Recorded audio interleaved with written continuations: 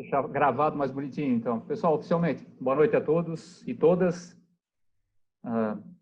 Boa noite. Então, em síntese, né, profissionalmente, sou psicólogo, trabalho na área de sexualidade já há muitos anos, minha formação, especialização acaba sendo a sexualidade humana, e, em particular, eu trabalho muito mais hoje com o atendimento, tanto presencial no meu consultório, aqui em Blumenau, como também atendimento online, que cresceu muito a demanda, antes mesmo da pandemia, né, que é por temáticas de sexualidade, então acabo fazendo também o tratamento e o atendimento terapêutico via internet, que acabou sendo até um nicho muito forte, mais virtualmente hoje, por conseguir alcançar qualquer pessoa em qualquer lugar, né, tendo pessoas que moram fora do Brasil também, e o presencial mantenho aí no meu consultório aberto para homens, mulheres e casais.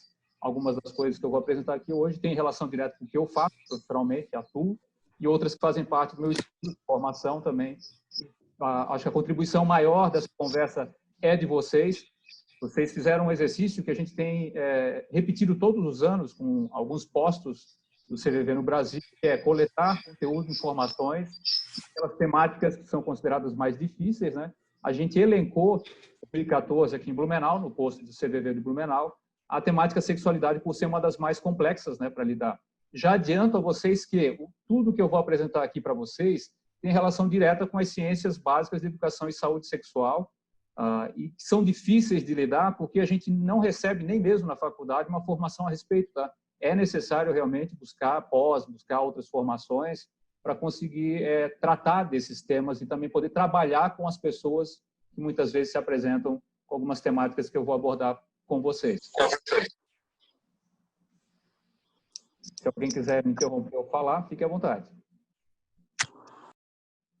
Pois bem, essa pergunta, de onde a gente parte, é mais ou menos uma intenção de descobrir a média de público e geração que tem nessa equipe de vocês, e como eu faço em todas as equipes também, para saber com quem eu estou falando ou para quem estou falando também, né? Eu vou pedir para vocês, rapidamente, é só levantar o dedo, não precisa nem falar, tá? Eu vou abrir minha tela, eu quero ver a imagem da maior parte de vocês. Quem é que tem menos de 30 anos de idade? Se puder se posicionar. É que eu não estou chutando a idade de ninguém, tá? Eu vi alguns rostos, as pessoas do início falando, imagino que a maioria tem mais de 30 anos, né? Por que eu trago essa questão da idade e faixa etária como importante para iniciar essa conversa? Porque a maioria de vocês, talvez até aqueles que têm menos de 30 anos passaram por isso, não recebeu uma educação sexual formal na escola, que seria a base ali para começar a pensar algumas temáticas, né? E se recebeu, provavelmente foi algo muito restrito ou muito nivelado por baixo. Vou colocar o exemplo clássico, que é o que eu tenho ouvido aí no Brasil inteiro, não só no CVV, do que é a educação sexual passada para jovens e adultos, né? É aquela palestra que acontece uma vez por ano, normalmente reúne o ensino médio todo, né, para conversar com um profissional da saúde, normalmente é um médico, assistente social ou enfermeira. Porém, essa palestra ela é muito vinculada à ideia de doenças sexualmente transmissíveis ou métodos contraceptivos contra a gravidez, ou seja, nivela-se nesse tema, na saúde e doença, o que seria a sexualidade. E na prática, quando a gente estuda realmente questões sexuais, a gente percebe que o sexo e as doenças ou a saúde sexual, ele é só um percentual pequeno do que diz respeito a toda a sexualidade humana, tá? Eu diria que dentro do guarda-chuva sexualidade, a gente vai abordar aqui hoje temas que até fogem um pouco desses 10% de conhecimento e que vocês talvez nem tenham visto isso, nem em casa, nem na escola, e quem fez faculdade provavelmente também não teve isso, né? Já adianto para vocês, faculdade de medicina e de psicologia, assistente social e enfermagem, que deveriam ser as primeiras a lidar com esses temas, né? Não tem conhecimento, nem sequer lida direito com o que eu vou apresentar e com isso que vocês recebem na demanda do CVV. Quando a gente pensa, então, um ponto de partida comum, a gente vai observar os modelos que acabam dirigindo a nossa educação sexual. Como é que a gente pensa a sexualidade com as referências que nos é dada também na escola, né? Ou mesmo na educação familiar. Aí eu pergunto novamente, se quiserem se arriscar, tá? Quem aqui de vocês teve educação sexual mínima? Conversaram com o pai e com a mãe em casa? Quem recebeu alguma instrução mínima aí? Qualquer tipo de instrução, tá? Difícil, né? Mas quem tiver, é que agora eu não consegui ver todos levantando ou não a mão. A maioria não levantou aqui, na verdade, né? A gente sempre pensa, né, uma referência de quem teve, que é raro acontecer, tá? Todas as palestras ao vivo até com os públicos, né? Acho que não chega a 2% do público, a média de que recebeu algum nível de instrução, que é conversar a respeito de alguma coisa e normalmente a conversa também foi restringida ou limitada, ou seja, falta educação em casa também. Que eu diria para vocês, seria a primeira educação sexual passado de pais para filhos, mas isso é deficitário porque os pais também não tiveram educação sexual. Observem o gap, né? Os adultos não tiveram educação, não conseguem transferir conhecimento para os filhos e aí começa as complicações. O que é passado na escola, então, a gente observa que é uma visão limitada da chamada concepção médica higienista. Por que eu digo que é limitada? Ela é necessária, ela é importante e deve-se continuar educando para a sexualidade alguns aspectos médicos, né? Porém, é muito restringido falar de sexualidade, restringindo apenas ao que a gente chama ali da genitalidade, né? Vai falar de órgãos genitais, órgãos sexuais, aparelho reprodutor, vai direcionar para questões de saúde pública, né? Do que o posto de saúde oferece para educação sexual também, para tratamento, para cuidados, né? Tudo isso é necessário, porém limitado. Não chega a 10%, é isso que eu coloco para vocês. Além desse modelo médico que a gente coloca higienista, né? Higienista porque é um processo mesmo de higienização para não ter doenças, né? Asepsia, né? Muitas maneiras que isso acontece também. Agora, além da medicina, aí não seria só a escola, mas também a escola influenciada, nós temos a concepção chamada moral e religiosa. Aí eu posso dizer com vocês também que a maioria de nós provavelmente nasceu numa família religiosa, né? Provavelmente a maioria é católica, cristã, e talvez a maioria, como eu, também tenha dispersado para outras vertentes, né? Não ficou muito satisfeito com a católica, foi para o evangélico incomodou, foi para o espiritismo, e por aí vai. A gente transita, né, nesses mercados da religião para também se encontrar e se identificar nesses grupos, né?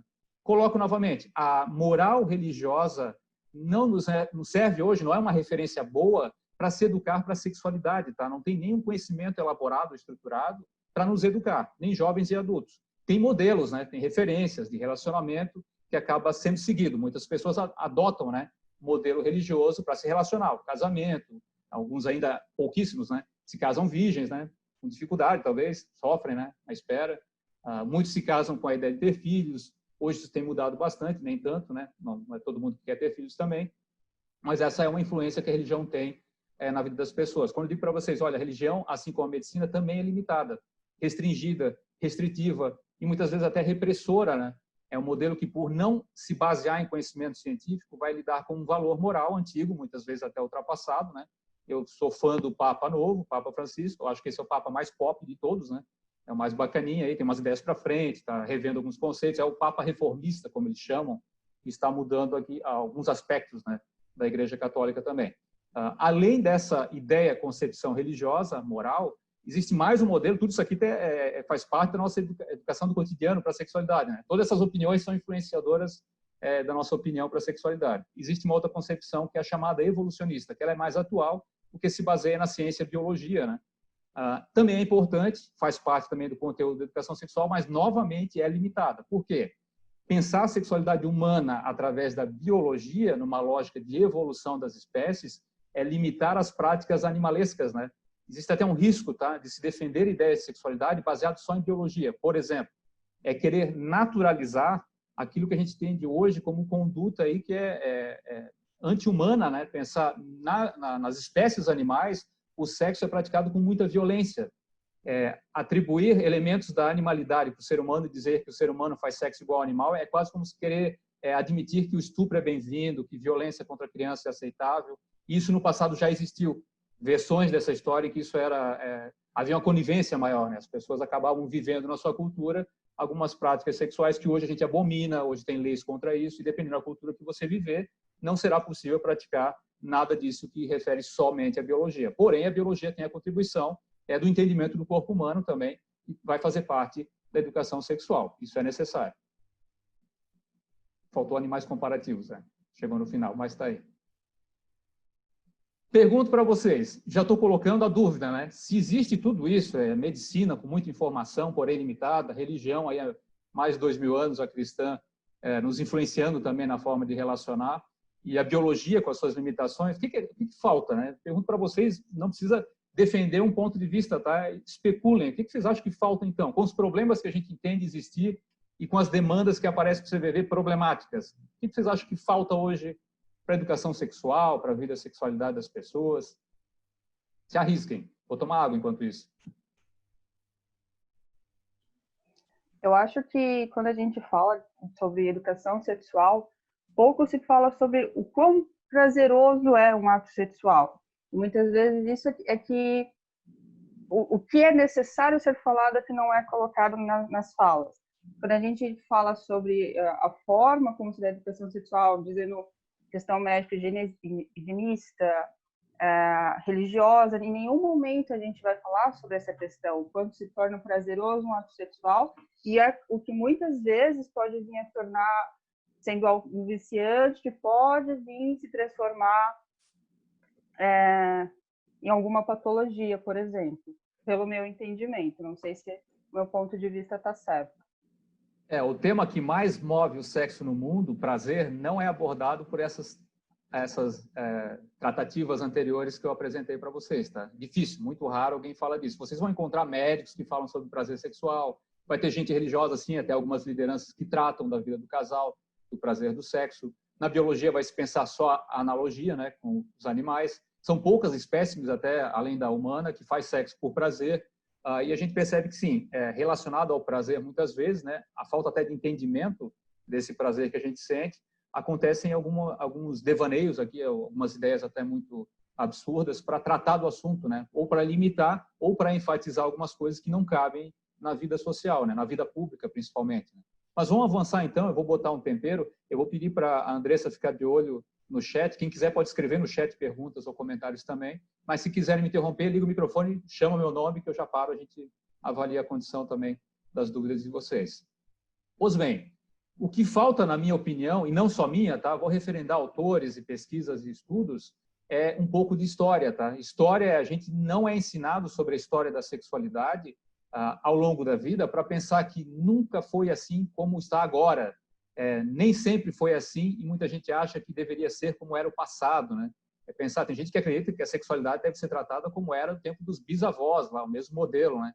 Hoje é inaplicável, impensável. Até o modelo dos avós ele já se torna quase que ultrapassado, se for pensar as dinâmicas, né? As práticas, as referências que a gente tem hoje de relacionamento de práticas sexuais também. Mesmo a gente pegando uma geração aí, anos 80, anos 90, que vem com a referência da AIDS e todo o processo de educação médica da sexualidade, ainda assim a gente vai perceber que falta a introdução de conteúdo sobre processo de mudança no mundo, principalmente no Ocidente, e se quiserem trazer a conversa para o Brasil, é aqui que o bicho está pegando. Nós temos sérios problemas sexuais há muitos anos, em virtude dessa falta de conversar sobre a história de mudanças que vem acontecendo. Muitas vezes até se omite ou se reprime quem quer falar sobre essa história, né? E essa história é muito simples, tá? Não tem nada de sofisticado nem de assustador. É pensar que aconteceram eventos do século passado, vamos pensar o século XX, né? Está mais próximo das nossas gerações aqui participantes. Esses eventos, eles foram demarcadores, né? Delimitadores de, olha, processos de mudança acontecem na sexualidade.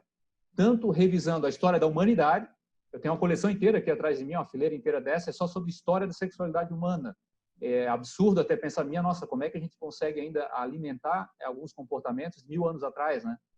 Comportamentos negativos, tá? Nocivos, relacionam-se muitas vezes com violência, com preconceito e tudo mais, né? Tudo isso deveria ser deixado na história e só contado como história, né? Para ser lembrado, não esquecido e não replicado. Esses eventos que eu trago para vocês, eles são marcadores na chamada revolução sexual. Na verdade, são revoluções sexuais que acontecem ao longo do tempo e que mudam a maneira como o ser humano trata o tema sexualidade, lida com a própria sexualidade e transfere conhecimento para frente. Sempre aconteceu na história de alguém transmitir algum conhecimento de sexualidade para ensinar algo para alguém, isso é transmitido de geração para geração, isso muda de geração para geração. Vocês pensarem, né? Pô, a gente está com a geração tecnológica na mão agora, aí, o pessoal nasce com a internet, nasce com o celular, eles vão ter uma outra visão de mundo do que é sexualidade também, e é preciso prepará-los para essa nova história que vai ser contada, né? A partir desse modelo aí do século passado, que é o mais recente, né?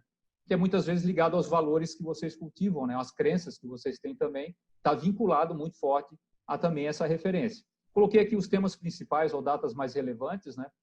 São as marcações históricas que aparecem muito forte na educação sexual hoje, de quem vai ensinar para a sexualidade. A gente precisa aprender sobre isso, tá? É preciso estudar cada tema desse, cada evento, os autores, autoras, pesquisadores, tem muito de ciência aprofundada. E, novamente, tem mais uma outra fileira aqui do meu lado, que é só pesquisador e pesquisadora. Aí são os autores que descreveram, relataram, fizeram grandes inventários aí na história, mas a gente não vai entrar em detalhe nesses temas de pesquisa, tá? A gente vai aprofundar os temas que vocês necessitam mais nesse momento. Eu botei por último aqui o Viagra, que é uma das mais recentes, porque até isso mudou totalmente a concepção, né? Acreditava-se há 20 anos atrás que os velhos nem deveriam se preocupar com sexualidade, nem deveriam ter vida sexual ativa, né?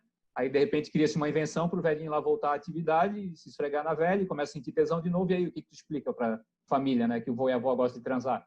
E a gente que achava absurdo, tá? Quando era criança, eu ouvia muito isso dizer que o homem velho que se interessasse por sexo era safado. E a mulher que era velha e se interessasse por sexo era assanhada. Olha as expressões que a gente criou, né? Estigmas, identidade, para pensar a sexualidade de pessoas idosas. E hoje a gente sabe que não tem limitação aí, faixa etária até o fim da vida. Hoje é pensado a educação sexual para a terceira idade e para a quarta idade. Aí vocês vão pensar, pô, o velho de 80 anos está mandando ver, pode contar com isso. A vovó de 80 anos ainda pega no tranco, vai que é uma beleza. Ou seja, há um aprendizado nessa faixa etária que até eles têm menos pudor por ter descoberto que, olha, o meu corpo está velho, já não é objeto de desejo, não é por essa via visual do erotismo, né? Mas vão descobrir ainda que existe lá o mecanismo de sexualidade funcional, que é tipo, se pegar, abraçar e se tocar, eles vão sentir tesão e vão transar e vai funcionar. Que é uma beleza, maravilha. É só vocês pensar os bailes de terceira idade aí, toda a vida cheia, né? Mulherada brigando pelos velhinhos solteiros ao vivo, na verdade. Né? Isso tem bastante ainda. Mas vamos em frente. Para sustentar um pouco do que eu vou apresentar para vocês, relacionado aos temas que vocês trouxeram, é importante lembrar que existe, além dos direitos humanos universais, aqueles lá da pós-segunda guerra, da ONU e tudo mais, uma cartilha de direitos, ou um apêndice a esses direitos humanos, que diz respeito à só sexualidade, é a Associação Internacional de Saúde Sexual. Isso foi fundado na década de 70, essa associação, em Roma, na Itália, para ser o apêndice ou suporte da ONU, para pensar as questões sexuais mais relevantes e importantes dos países que compreendem ali as Nações Unidas, né? Ou seja, a OMS, a Organização Mundial da Saúde, lida muito bem com essa tratativa, né, de direitos sexuais. Desses que eu apresento para vocês aqui, acho que um bem significativo é a chamada livre associação sexual, né, que são as novas formatações de relacionamento não pensadas algumas décadas atrás. Por exemplo clássico, que hoje as pessoas estão se juntando cada vez mais para viver juntos sem estarem casados, né? E esse modelo já existia muitos anos atrás, era chamado de amaziamento. Alguém conhece essa expressão, amaziada, amaziado? Tem gente que achava feio, porque amásia é amante, né? Na década de 1920, a amante, a amásia, era que o homem buscava no bordel, no ambiente lá de lazer, né? Daquela época, e achava-se que era ruim. Porém, na década de 60 e 70, os casais ou pessoas que se juntavam para morar junto e não se casavam nem no civil nem no religioso, seriam rotulados de amaziados. Está voltando à lógica do amaziamento, que é duas pessoas de qualquer sexo ou orientação se juntam para viver junto porque é vantajoso, de certa maneira, estabelecer essa conexão, né? E vão ter a vida sexual que escolherem melhor ter nessa privacidade também. Um outro aspecto que é importante desses direitos universais é a chamada educação sexual ali de base, que seria o que a escola deveria passar para jovens e adultos, tá? A escola não se restringe ou não se limita a ensinar só para os adolescentes do ensino médio, nem mesmo crianças lá na segunda infância, né? São outros temas até que acabam sendo propostos a ser ensinado, com dificuldade também, mas sim esclarecer os adultos, os pais dessa molecada toda, quando vão na escola lá reclamar o que vocês estão ensinando para o meu filho, né? É necessário educar os pais também para esses conteúdos de sexualidade, né? E lembrando sempre, né, que se é para tratar a educação e saúde sexual de jovem e adulto, a gente precisa se fortalecer na base da ciência, né? Pensar o que existe mais novo, né? E pensar a história. A história da sexualidade é muito rica para pensar os modelos que foram modificados, né, com o passar do tempo. Além dessa associação, existe a OMS, que fundamenta muito bem, é um compêndio, é pensar, né, a OMS organiza conhecimento de sexualidade de vários países para tirar a média, né, e pensar o que cada país precisa minimamente ter na sua educação e na sua saúde pública para atender demandas da população. É até curioso pensar, o CVV tem uma responsabilidade e até uma característica diferenciada de acolhimento à saúde sexual das pessoas nessas condições que vocês vão detectar, né? De limitação, de isolamento, de sofrimento, de patologia, muitas vezes, apesar de vocês não terem condições ali de tratar a terapêutica da coisa, mas o acolhimento ele já faz uma diferença muito grande para essas pessoas também, que a gente vai falar dessas pessoas. Né? Pergunto para vocês, só levanta a mão, curiosidade. Vocês já viram esse bonequinho aqui de referência da sexualidade? Ou melhor, tem alguém que não viu? Fala no microfone, não vi. É difícil, né? Não ter visto, porque está lá no manual voluntário de CVV, que eu saiba, desde 2013 ou 2014, 2014 é a primeira referência que eu tive lá. Importante frisar para vocês, eu fui convidado naquela época e fui instruído a estudar o CVV, né? Tipo, olha, quer trabalhar com o CVV, tem que fazer um reconhecimento, né? Aprender sobre os locais, ambientes e também a metodologia, ou seja, eu fui lá pegar os catatais, lá, os manuais e apostilas, né? E me aprofundar. E fiquei bastante surpreso, tá? Feliz, por sinal, surpreso e feliz porque o manual de vocês tem um elemento que na minha faculdade de psicologia não tinha, que é um capítulo inteiro dedicado à sexualidade e que traz, lá talvez não seja esse bonequinho, acho que é o biscoito da sexualidade que ele apresenta, né? É um bonequinho mais... Sim, é o biscoito. Ou seja, vocês têm no manual de vocês um conhecimento mais atual e sofisticado do que muitas faculdades de psicologia e medicina, tá? Não tive na minha faculdade de psicologia conhecimentos que vocês estão tendo nesse manual, ou pelo menos vocês estão tendo uma introdução ao conteúdo que eu não tive e que tive que buscar depois também, né? Só que esse modelo, eu coloco ali até como o paradigma da sexualidade, que é um modelo para se pensar a sexualidade de hoje, né? Mas ele não é de agora, ou a percepção dessas questões não é de agora também, ele só está sendo formatado para o conhecimento científico do nosso tempo, né? Não requer aqui uma discussão e debate sobre esses modelos aqui que eu vou colocar como sendo escalas, né? Mas essa referência dessa figura, que aparece às vezes o unicórnio, né, da sexualidade, o biscoito, o boneco, tem várias referências ali mais animadas para chamar a atenção, né?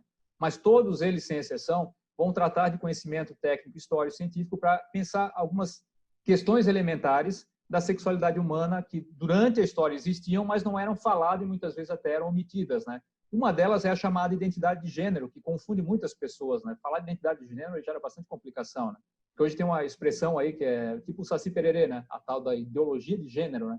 Vou falar para vocês, gente, 15 anos trabalhando com sexualidade, eu nunca li um livro com o título Ideologia de Gênero, nunca conheci um autor que defendesse ferozmente uma ideologia de gênero. Eu sei que gente da política fala bastante coisa sobre isso, né? Bastante bobagem também, né?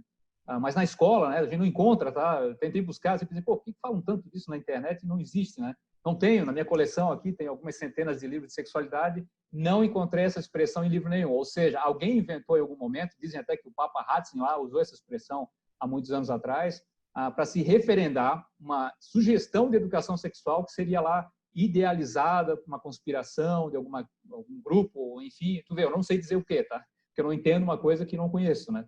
Difícil falar sobre isso. Mas a identidade de gênero é muito forte, aparecia nesse discurso de ideologia de gênero, porque o entendimento que a gente tem hoje, até pela própria psicologia e neurociência, é que o ser humano, criança, moço, rapaz, menina, ele é que sabe da sua identidade. E pouco faz diferença a gente querer incutir muita coisa na cabeça da criança. A criança ela tem referências, né? De olhar para o pai, olhar para a mãe, olhar os vestuários, olhar a cultura, né? O modelo de pai e mãe, como é que funciona aqui. Modelo de homem e mulher, que é mais importante, né? Cada cultura tem uma versão dessa história. Pensar a cultura indígena trata diferente homem e mulher, é um outro aspecto a ser pensado também. Então, lá já começa a discussão, né? Pensar, pô, identidade de gênero é uma coisa que é do indivíduo, né? Ele se identifica ou não com determinadas coisas, pessoas e comportamentos, né? A orientação sexual, que é um tema dos mais polêmicos para tratar em sexualidade, é uma das coisas mais naturais que existe, mais simples de lidar, entender e absorver. Estudar isso também, eu diria que é mais fácil do que qualquer outro tema. Por quê? Aí sim a gente voltaria à biologia, né? Pensar que as 3 orientações identificadas aí nas espécimes sexuadas são os seres vivos que fazem sexo, procriam, transam lá, faz o sexo deles, né? Basicamente todas as espécies identificam essas 3 manifestações ou 3 orientações que no ser humano se destaca, tem um diferencial que não diz respeito só ao sexo praticado, mas diz respeito ao sentimento vinculado ao sexo praticado. Ou seja, o ser humano é talvez uma das poucas espécies, ou talvez a única espécie reconhecida, que além de sentir desejo sexual por qualquer uma dessas orientações, tá? Homo, hétero ou bi, ele se apaixona também. Ou seja, o coraçãozinho não está ali à toa, tá? Quando a gente pensa orientação, é dizer para a pessoa o seguinte, olha, por que a sua bússola do coração aponta, né? Porque a sua orientação é essa. E não precisa de ninguém atestar, justificar, nem querer diagnosticar nada, tá? Novamente, o indivíduo sabe aquilo que ele sente, né? E é melhor saber a partir do indivíduo, né? A pessoa comenta, a gente pergunta assim para a pessoa, né? No consultório, às vezes, eu não preciso perguntar porque está estereotipado, né? Aí vai ser o estereótipo, olha, está na expressão de gênero lá embaixo da pessoa, essa pessoa, homem ou mulher, pode ser hétero, pode ser homem, mas eu pergunto, tá? Na caruda, porque eu não gosto de bancar o ignorante, né? Se eu tenho dúvidas quanto à sexualidade e vou tratar do tema sexualidade, digo, olha, moça, rapaz, mas qual é a tua orientação? Se está bem definido ou não, não interessa, porque até na bissexualidade existem muitas dúvidas que são geradas, né? Então, é melhor saber perguntando para a pessoa e conversando tranquilamente, entendendo que isso faz parte da natureza humana também. E o sexo biológico acaba sendo restringido muitas vezes ao aparelho reprodutor, genitália. Muitos casos que apareceram na literatura médica sobre esse intersexual que aparece aqui geraram bastante comoção aí de estudo, né, para tratar daquela questão do hermafroditismo, né? Vocês já ouviram falar de hermafrodita, da pessoa que nasce com a genitália dupla, duplicado, o aparelho reprodutor lá, que não se identifica nada com isso. E esse sistema do hermafrodita não determina identidade de gênero, não determina orientação. Isso vai ser uma coisa que a própria criança que nasce com 2 aparelhos reprodutores ou 2 órgãos sexuais, 2 genitálias, né? Ela que vai poder dizer, tipo, olha, sinto aqui, me sinto como homem ou mulher, me sinto homossexual ou heterossexual. Isso, novamente, cabe ao indivíduo muito mais, né? E é necessário acompanhamento, muitas vezes, aí, dos pais, do médico, do psicólogo, para deixar essa pessoa também extravasar e falar sobre o que ela sente, né? Que é um dos problemas maiores hoje de pensar a sexualidade, a gente não ouve o que as pessoas sentem sobre a própria sexualidade. A gente ignora ou reprime, muitas vezes, o que é falado ou a tentativa de se expor, né? Aquela expressão, sair do armário, é um sinal de que nós ainda estamos reprimindo, muitas vezes, a sexualidade alheia ou até a nossa própria, né? Vai saber. Mas vamos em frente. Pausa, né? Perguntas até... Tem. Vamos lá. Tem aqui no chat uma pergunta, Marcos, do seu xará também, que é Marcos Santos. Ele diz assim: lembro que na 6ª série, com 11 anos, que recebi na escola orientação sexual, como usar camisinha, o que é sexo oral, orientação sexual e etc. Qual idade você acha que hoje em dia na escola seria importante dar essas informações? Principalmente porque hoje tem internet. Será melhor mais cedo? Se for pensar a educação sexual formatada no Brasil, vou dizer para vocês, existe a proposta que é excepcional, tá? O modelo teórico de educação sexual brasileira é um dos mais avançados do mundo, mas ele não chega a ser aplicado, porque daí existe restringimento, que é pensar, começa lá pelo MEC, né? Ministério da Educação e Cultura. Lá os profissionais que são habilitados ou contratados para fazer esse apanhado, eles vão se basear pela OMS, pela educação sexual de outros países que deram certo, que ajudam muitas pessoas, e vão compilar e fazer os tratados brasileiros. Aqui no Brasil, se vocês pesquisarem no Google lá, educação sexual brasileira, vai aparecer gratuitamente para baixar qual seria o modelo aplicado no Brasil, né? Só que sai do MEC e vai para o Estado faz o primeiro filtro na Secretaria de Educação e Saúde. Ou seja, tira coisas que não interessam lá a quem quer que seja as pessoas que filtram, né? E quando chega nos municípios, novamente, a Secretaria de Educação e Saúde faz um novo filtro, ou seja, esse catatal vai ficando fininho, tá? Muitas vezes se transformando em cartilhas, né? Cartilhas para ser colocado no posto de saúde ou até mesmo na escola. Agora, respondendo à pergunta, eu não entendo o que seria uma idade ideal, senão aquela que a pessoa tem a necessidade de saber alguma coisa. Agora, a escola ela tem um restringimento, e acho que é necessário seguir as cartilhas. As cartilhas diriam o seguinte, né? Que a partir da adolescência no Brasil é 12 anos completo em diante, né? Pensar a puberdade, existe já totalmente elaborado os conteúdos para ser ensinado na escola, porém com dificuldades. Aquela lógica médica que eu falei para vocês, ela ainda é aplicada, tá? E ela é uma vez por ano, reúne todo mundo lá do ensino médio, normalmente é o terceirão, segundo e primeiro ano, tal. Às vezes engloba a 7ª e 8ª série para falar de questões de saúde e doença sexual. Por que eu digo que é limitada, né? Porque o jovem está a mil com a internet hoje, está sentindo tesão, se apaixonando, se relacionando, fazendo um monte de coisas, até algumas absurdas, né? E na escola não será tratado isso. Porém, desde 2009, a última cartilha elaborada, pensava-se que os professores, em algumas disciplinas, poderiam tratar de assuntos de sexualidade além daquela palestra, que seria tratar na disciplina de sociologia, aspectos culturais da sexualidade, das paixões, das relações. Na biologia, tratar, sim, essa disciplina da 6ª série continua existindo, acho até que ela foi antecipada para a 5ª, né? Importante reflexão, né? Estão reduzindo um pouco, porque o pessoal chega antes na internet, né? Já está tudo na internet. Até diria para vocês, olha, não se preocupe muito com a escola, tá? Acho que a escola não dá conta, não vai dar conta tão cedo, e a internet supre. Só que a gente precisa de um direcionamento para o que a gente vai buscar na internet, o que os pais vão ver, o que o jovem vai ver, porque não tem filtro, tá? Não tem censura, não tem limitação. Na internet é um Deus nos acuda, né? Então, existe muita informação útil, produtiva, e, paralelo a isso, muito absurdo, coisas que não conferem com o que seria a nossa realidade mais saudável, né? Acho que adolescente já precisa ter uma introdução a questões de sexualidade. A própria ideia de praticar o sexo é uma coisa que vai ser vislumbrada antes mesmo da própria internet, né? Porque a criança já vê os pais transando, o irmãozinho lá, adolescente e tal. As pessoas já presenciam isso muito antes e não são esclarecidas, né? Isso é um problema dos pais, muitas vezes não sabem lidar com a criança quando ela começa a perguntar, né? O que é? O menino tem pipi, a menina tem pepeca, que barulho é esse? O pai e a mãe estão sofrendo no quarto aí, gemideira e tal. Ou seja, já há um déficit aí. Então, o problema de educação sexual não é necessariamente da escola. A escola é limitada ela vai continuar limitada, até por questão política também, né? Cada governo que entra, tira lá uma estratégia, bota outra, tal. É uma bagunça também isso, né?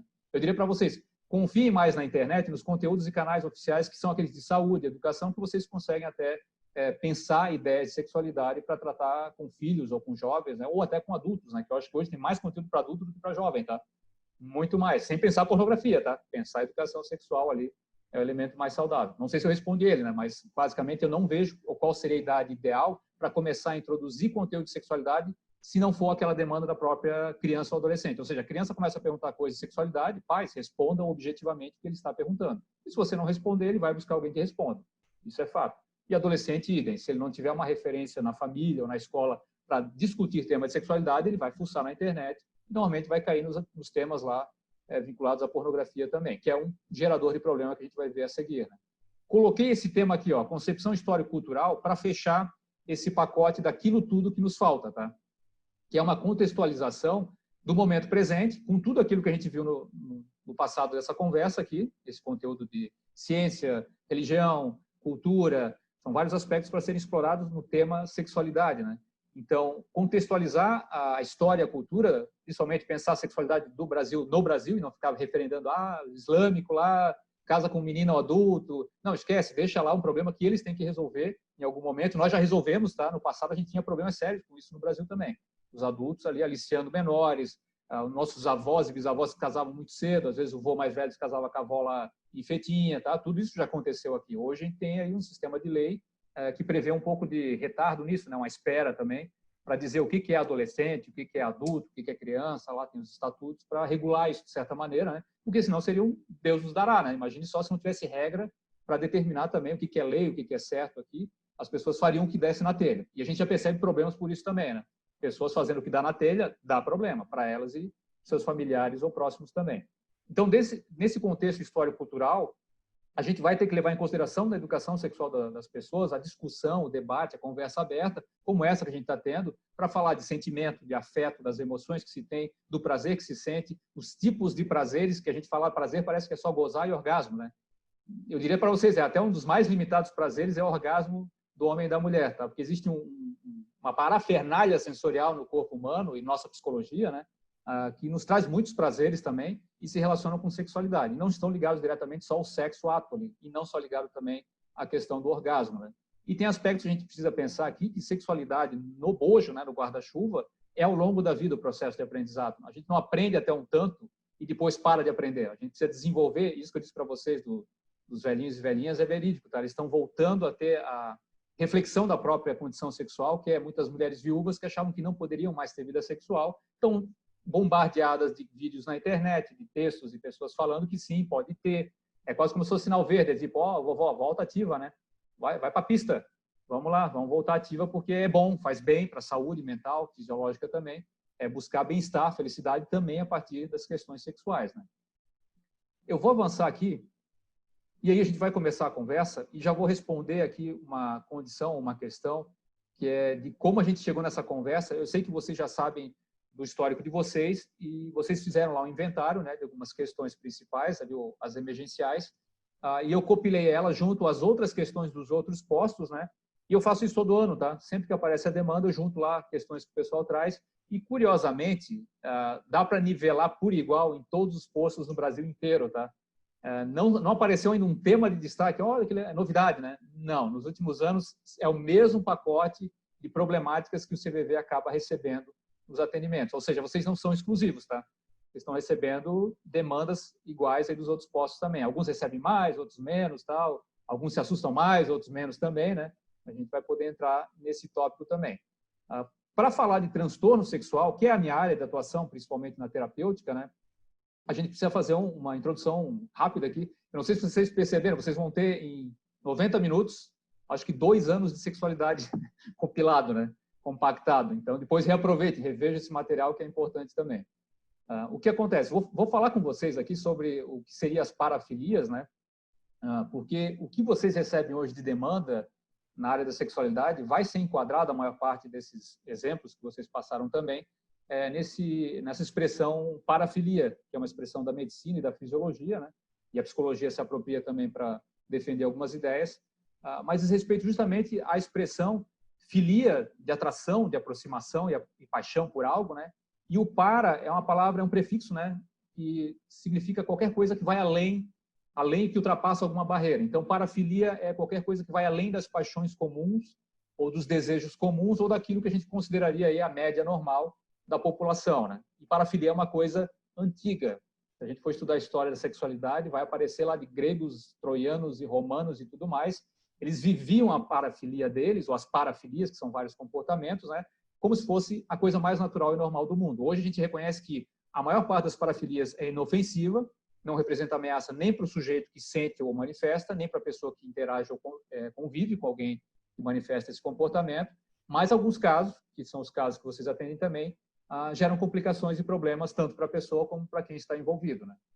Então, em resumo, a parafilia estudada hoje, ela é um padrão de comportamento sexual, né? Mas nem sempre esse padrão diz respeito a prazer direto no sexo, né? Ou coisas do sexo praticado, tá? Muitas vezes tem relação com outras coisas, né? Ou outras ações e atividades, que é o que a gente vai poder ver a partir de agora. Até aqui, tudo bem? Todo mundo em dia aí, sentadinho, respirando, tomar água agora, porque se tá fácil demais, vai ficar difícil agora, tá? Digo difícil até porque não é só os conceitos, né? Conceito a gente tira de letra, tá? O difícil é tratar da temática com profundidade e pensar casos reais, né? Novamente, acho que vocês têm uma experiência diferenciada aí na área da saúde, que é poder vivenciar casos reais, mesmo que limitado a esse acolhimento e ouvir a escuta, né, desses casos reais. Primeiro, constatação e confirmação de que essa coisa existe. Tem gente que nega, tá? Tem gente que abomina, né? Não, isso não pode, isso é absurdo, né? Tem várias coisas aqui que já estão bem delimitadas na nossa história e no sistema de regras, leis, comportamentos, condutas, né? Para vocês se ampararem também. Pelo menos vocês ficarem seguros e saber, tipo, isso aí eu sei o que é, entendi essa ideia, sei se é certo ou errado no contexto social, o que será rejeitado ou não, né? O que é inofensivo. Muitas vezes até o inofensivo na área da sexualidade representa ameaça para algumas pessoas, né? Dependendo do que for, o comportamento pode ser assustador, né? Se eu disser para vocês que em São Paulo lá tem a modinha do crossdresser, que é os homens que se vestem de mulher e não são travestis nem homossexuais. Tem gente que já de cara vai torcer o nariz, né? Como assim, né, se veste de mulher? Tem homem que gosta de se vestir de mulher e gosta de atender fetiche da esposa com isso também. Enfim, mas isso é só uma das parafilias, né? Existem centenas, para não dizer milhares de parafilias, tá? Lembrando, parafilia é um tipo de comportamento, relaciona-se com alguma coisa também de ordem sexual. Nessas centenas ou milhares, isso que eu digo para vocês e reforço, a maioria é inofensiva. A maioria é até bonitinho, legal, aparece em filme lá, o pessoal gosta, o pessoal quer copiar, e não é necessariamente lá o que o Kama Sutra nos traz, tá? O Kama Sutra até não tem nem relação direta com o que a gente vai apresentar aqui. Não tem necessariamente a ver com posições sexuais como o Kama Sutra traz, né? É mais com o comportamento, até o pensamento da pessoa, o que ela pensa, sente, deseja, né? Eu destaquei aqui em vermelho as principais que apareceram nos últimos anos no CVV, e que são algumas dessas até que eu já constatei, pude atender no consultório. Nem todas acabam aparecendo presencialmente. No virtual é curioso, né? No meu atendimento virtual aparece muito mais facilmente as parafilias, porque as pessoas estão em casa, estão seguras, tem um aspecto contratual de sigilo que eu tenho que respeitar. Claro que eu não passo pano para comportamento aí, ilegal também, tem que ficar em cima dessas pessoas, existe um certo controle, tá, do que é feito na terapia, que é acompanhar as pessoas que têm algum tipo de transtorno mental e tudo mais. Aí tem uma equipe por trás, vários profissionais, né, e saber lidar com isso. Agora, antes que me perguntem, já atendeu o estuprador? Não chega até mim, tá? Meu tratamento, eles não chegam a esse tipo de comportamento, normalmente vai cair no colo do assistente social, ou já foi preso, ou está em tratamento, ressocialização, então não é o caso aqui. Agora, das parafilias que vocês já constataram, e aqui eu citei várias outras, né, eu acho importante pensar que a maioria delas não chega a ser inofensiva, muitas delas estão enquadradas nas nossas leis, aí até com alguns critérios restritivos, né, proibitivos mesmo, ali acabam sendo classificados como crime também. Porém, quando na ordem do pensamento da pessoa, ela fala, pensa sobre isso, mas não praticou, ainda não é ato, né, para ser conduzido ou incriminado. E nem é papel do CVV, não é meu também, julgar as pessoas porque elas pensam nessa forma de parafilia ou não. A gente vai entrar em detalhes em cada uma delas. Agora, só para vocês verem como é curioso, né? Tem parafilias que passam despercebidas e às vezes está dentro de casa de vocês, ou às vezes vocês têm as parafilias, tá? É que os nomes aqui eles não declaram, né? Mas vamos pensar umas clássicas aí também. Tem uma parafilia que eu acho bem engraçado, que é a chamada gerontofilia. Alguém sabe o que é uma gerontofilia? As palavras entregam, né, a tradução. O geronto é de geriátrico, né, do senhor ou senhora mais velho. Então, a pessoa aficionada em pessoas mais velhas, né, disse que ela tem a parafilia de gerontofilia, ou seja, ela tem tesão por vovô e vovó, mas é uma pessoa bem mais jovem, tá? Aí é que se classifica, uma pessoa mais velha que gosta de alguém mais velho do que ela, necessariamente não é uma parafilia. Existe uma outra também que é bastante popular, aí, que é a chamada podolatria do pé, né? Gente que é aficionado e gosta de pé, que é uma coisa. Homem que gosta do pé da mulher, mulher que gosta do pé do homem, ou do próprio pé. Não queiram entrar aí em reflexões sobre isso, tá? Quem gosta de pé, sabe o pé que tem, sabe de que pé gosta, né? Também tem isso. E tem outras várias, tá? Se vocês pesquisarem parafilia na internet, vem uma enxurrada. Vem um monte de estudo, um monte de reflexão, tem livros que falam sobre isso também. Mas aquelas que interessam a vocês são aquelas que normalmente geram alguma repercussão, né? Ou até mesmo um mal-estar. E a gente vai poder dissecar um pouquinho elas também. Acho que a gente tem um tempo hábil aqui, dá para conversar bastante ainda. Importante entender o seguinte, quando fala-se parafilia e relaciona-se com questões sexuais, pensa-se imediato que a fonte de prazer dessa pessoa, o que ela está buscando que lhe dá prazer, tem relação com esses temas aqui, ó, objetos que não são necessariamente humanos, ou seja, a pessoa sente tesão, vontade, até sexual, por animais, por vegetais, ou ter até minerais aqui, porque são coisas da natureza, né? E muitas vezes vai se relacionar com o chamado fetichismo, né? Tipo, olha, tem um fetiche por aquela coisa, ao ponto de precisar daquela coisa para sentir prazer também. Existe ainda a fonte de prazer que é baseada em sofrimento ou humilhação, ou seja, a pessoa que gosta de sofrer porque lhe dá tesão, ou sente tesão em sentir sofrimento, né? E a humilhação, ou que gosta de fazer sofrer, e aí entra nessa classificação de sadismo e masoquismo. Sádico, normalmente, é classificado a pessoa, né, que gosta de fazer sofrer o outro, né? E masoquista, que gosta de sentir e sofrer, normalmente se relaciona com dor e prazer, né? Tem grupos, tá, muito fortes no Brasil que encontram-se para fazer dinâmicas de sadomasoquismo, só que é um consenso, né? Isso é uma questão até que eles são protegidos por lei, tá? Nessa prática de parafilia, quando há consenso entre as partes que são envolvidas, tudo certo no ambiente privado, mas ainda assim vocês vão provavelmente detectar que existem pessoas que não respeitam as leis e não respeitam o consenso e querem muitas vezes serem sádicas, né? Maltratar a outra pessoa, seja parceria ou não fixa, né? Ou muitas vezes humilhar alguém também com questões de ordem sexual, que vai aparecer também no relato de vocês. Existe um aspecto aqui também de fonte de prazer que se relaciona com as pessoas, né? A pessoa ter criança como sendo seu objeto de desejo, adolescente, adulto, velho, como a gente colocou lá, gerontofilia. Quando é criança, a gente já sabe a expressão, é a pedofilia. E nesse caso, a fonte de prazer diz respeito justamente a não haver consentimento, né? É aí que começa o problema. E aí vocês vão detectar também a problemática não há consentimento. E aí alguém pode perguntar, tá, mas se a criança consente, está tudo certo? Não. Não há consentimento de criança, porque criança, segundo nossas leis e regras sociais aqui, ela não detém ainda a sua identidade, a sua formação, a sua maturidade para poder decidir por si só, né? Então, a criança é amparada pelo Estado, aí, pelo governo também, e por todo mundo à sua volta, e a sociedade, a maior parte, concorda que crianças não devem fazer sexo, né? E adultos não podem fazer sexo com criança, nem adolescentes, porque vai ser fichado, vai ser enquadrado, vai ser preso por isso também. Então, entra na classificação lá de aliciamento, de assédio, muitas vezes de estupro, violência sexual contra a criança. Tem adultos até bem mau caráteres que acham que porque eles não causam dor à criança, né? Muitas vezes dentro de casa, é a maior parte dos casos, porque eles aliciam, seduzem a criança para ter um prazer com eles e acham que eles têm direito. Isso é um equívoco, né? É pensar uma história de outros tempos, aí, de outros países, que poderia o adulto se casar com a criança, né? Poderia fazer sexo com a criança.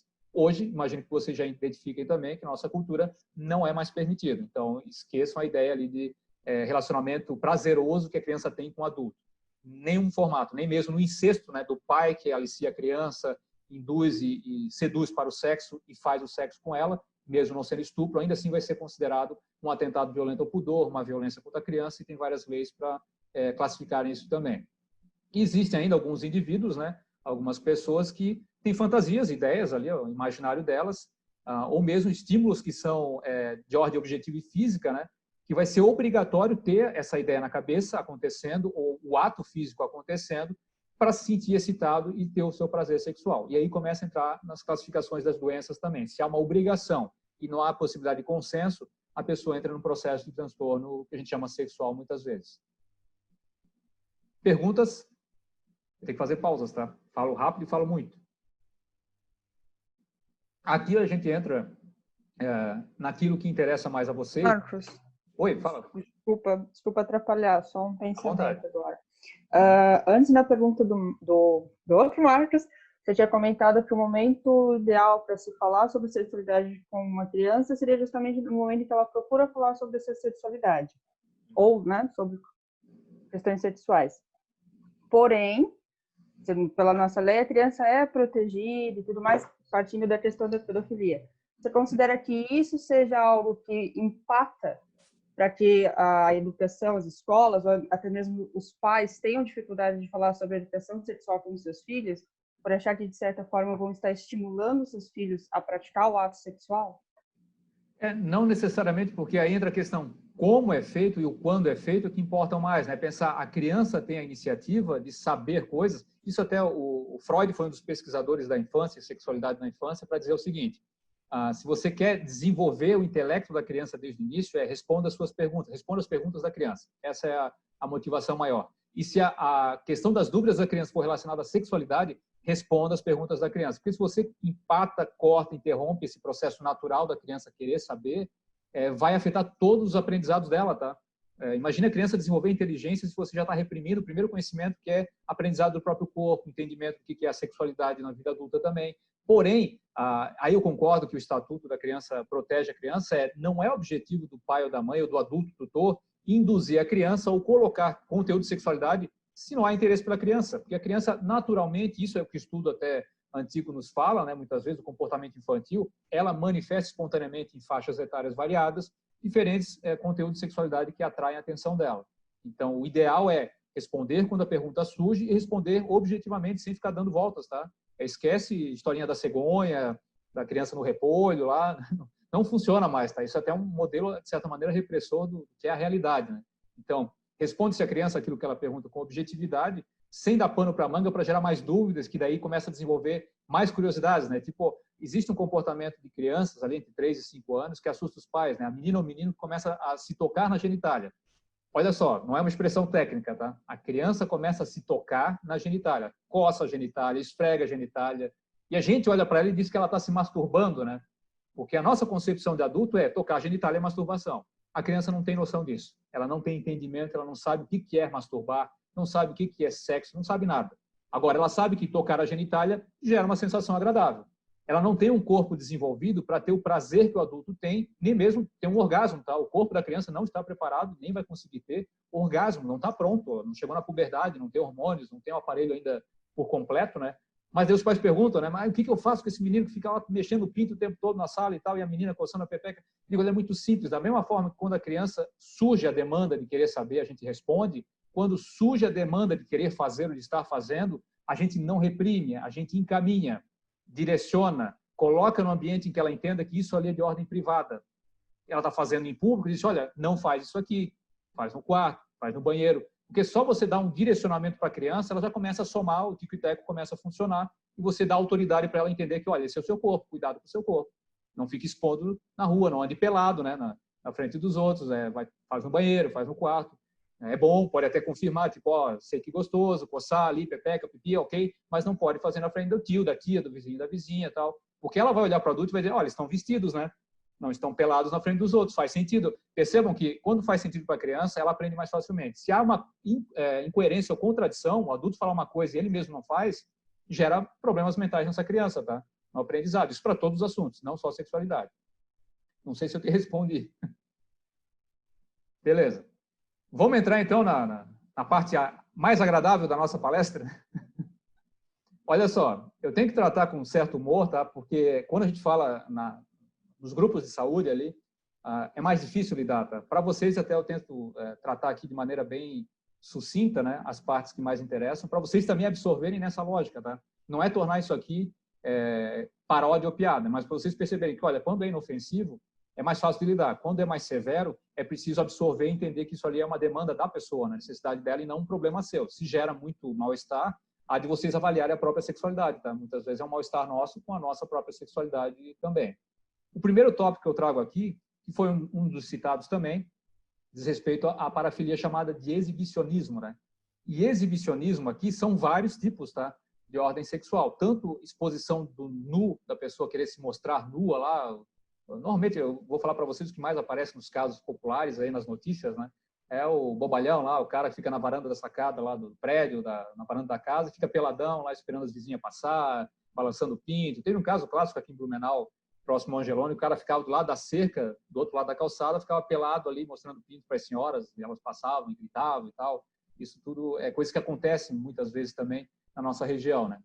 Então, esse aspecto aqui de exposição específico que eu trago para vocês dos genitais, é muitas vezes não só a pessoa que faz objetivamente o ato, né, de mostrar, mas é o caso comum que vai acontecer com você. Vocês não estão vendo ela mostrar, né? Mas ela está insinuando. Ela está querendo mostrar em palavras, né? E as palavras são fortes, né? Geram imaginário. A gente imagina coisa. A pessoa está falando disso aqui, está falando do pinto dela, da vagina dela, está falando coisas ali que são reais para ela. Agora, pensem o seguinte, esse exibicionismo, né? A pessoa que precisa falar, por exemplo, lá do tamanho do pênis, que é enorme e tal. E esse é um caso clássico, tá, do CVV. Não sei se é o de vocês também, mas aqui de Blumenau apareceu muito forte esse caso, né? A dificuldade de encontrar uma parceira, a pessoa falando com o voluntário, né? Olha, meu pau é enorme, não consigo namorada, né? Não consigo mulher, elas não aguentam, muito grande e tal, não tem nenhuma que aguenta. E o cara fica insistindo em falar isso com a voluntária, né? E muitas vezes é o desabafo, tá? Não é necessariamente relacionado a uma masturbação que está acontecendo, que é outro caso, é outro tipo de parafilia que a gente vai entrar também. Mas é a pessoa que está relatando, está falando, e está falando lá da genitália dela, e muitas vezes tentando ou se destacar, que aí sim é um exibicionista, né? Quero falar do meu pau grande para você e mostrar como eu sou avantajado, né? Ou simplesmente é a pessoa que está tentando se destacar de alguma maneira, mas ela não tem isso tudo ali na realidade, né? E é interessante pensar o seguinte, quando a pessoa se destaca ou tenta se destacar através de um elemento do físico dela, meu bíceps é enorme, meu pau é gigante e tudo mais, e só tem isso para mostrar e falar, revela-se um sofrimento bastante profundo por trás, tá? E aí que eu diria para vocês, sempre que aparecer, em todas essas expressões que a gente vai falar aqui, em todos esses comportamentos, sempre que aparecer um relato sobre o comportamento que supostamente a pessoa tem, né, da parafilia, associe diretamente com qual sofrimento essa pessoa tem por trás disso que sustenta. Porque o cara que só fala do pau dele na conversa com vocês e destacando a dificuldade de ter parceira, ele não tem nada a oferecer para o mundo, tá?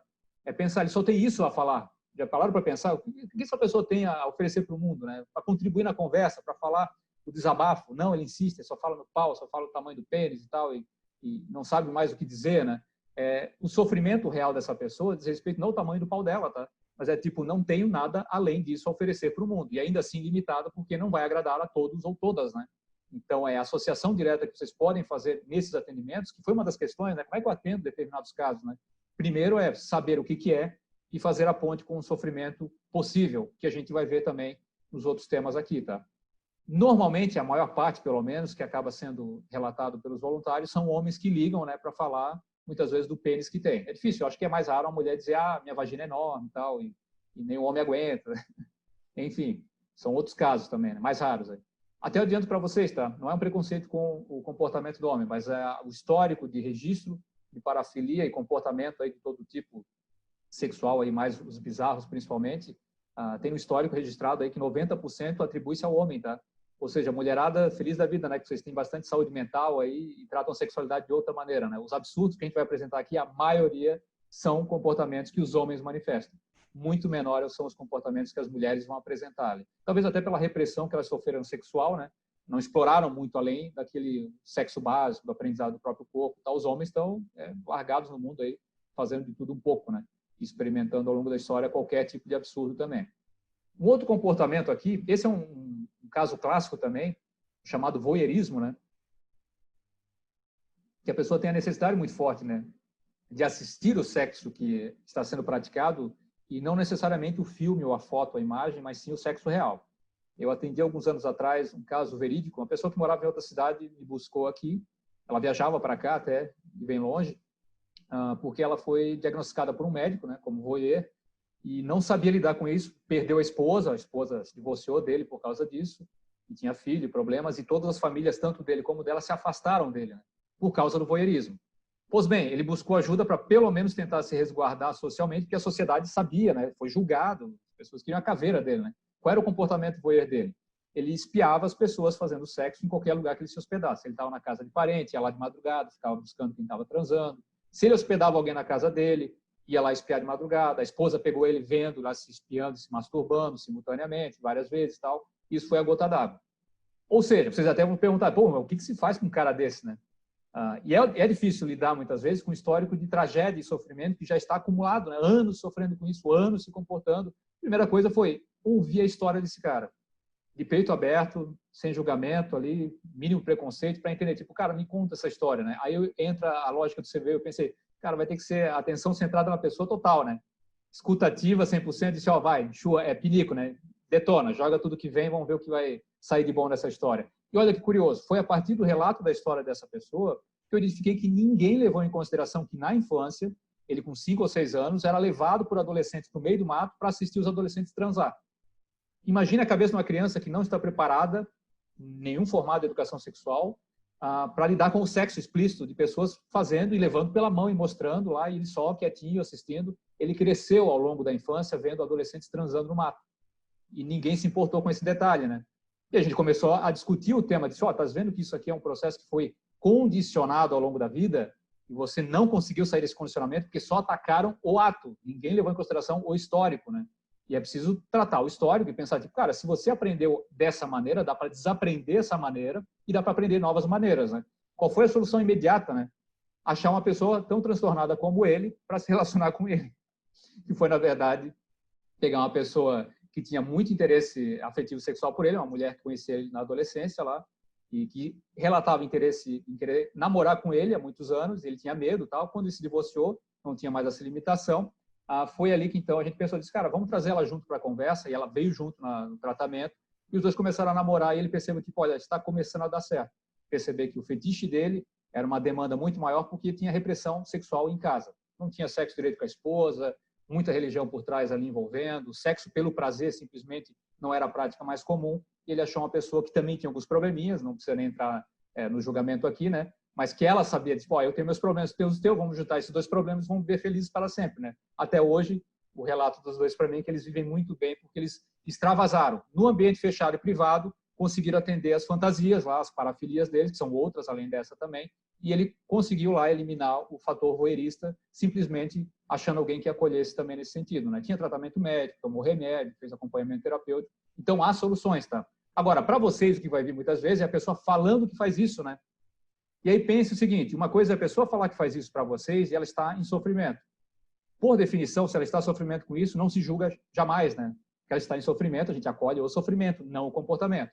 Provavelmente é uma das práticas do CVV, é tipo, olha, vem o sofrimento, vamos absorver essa dor também, né?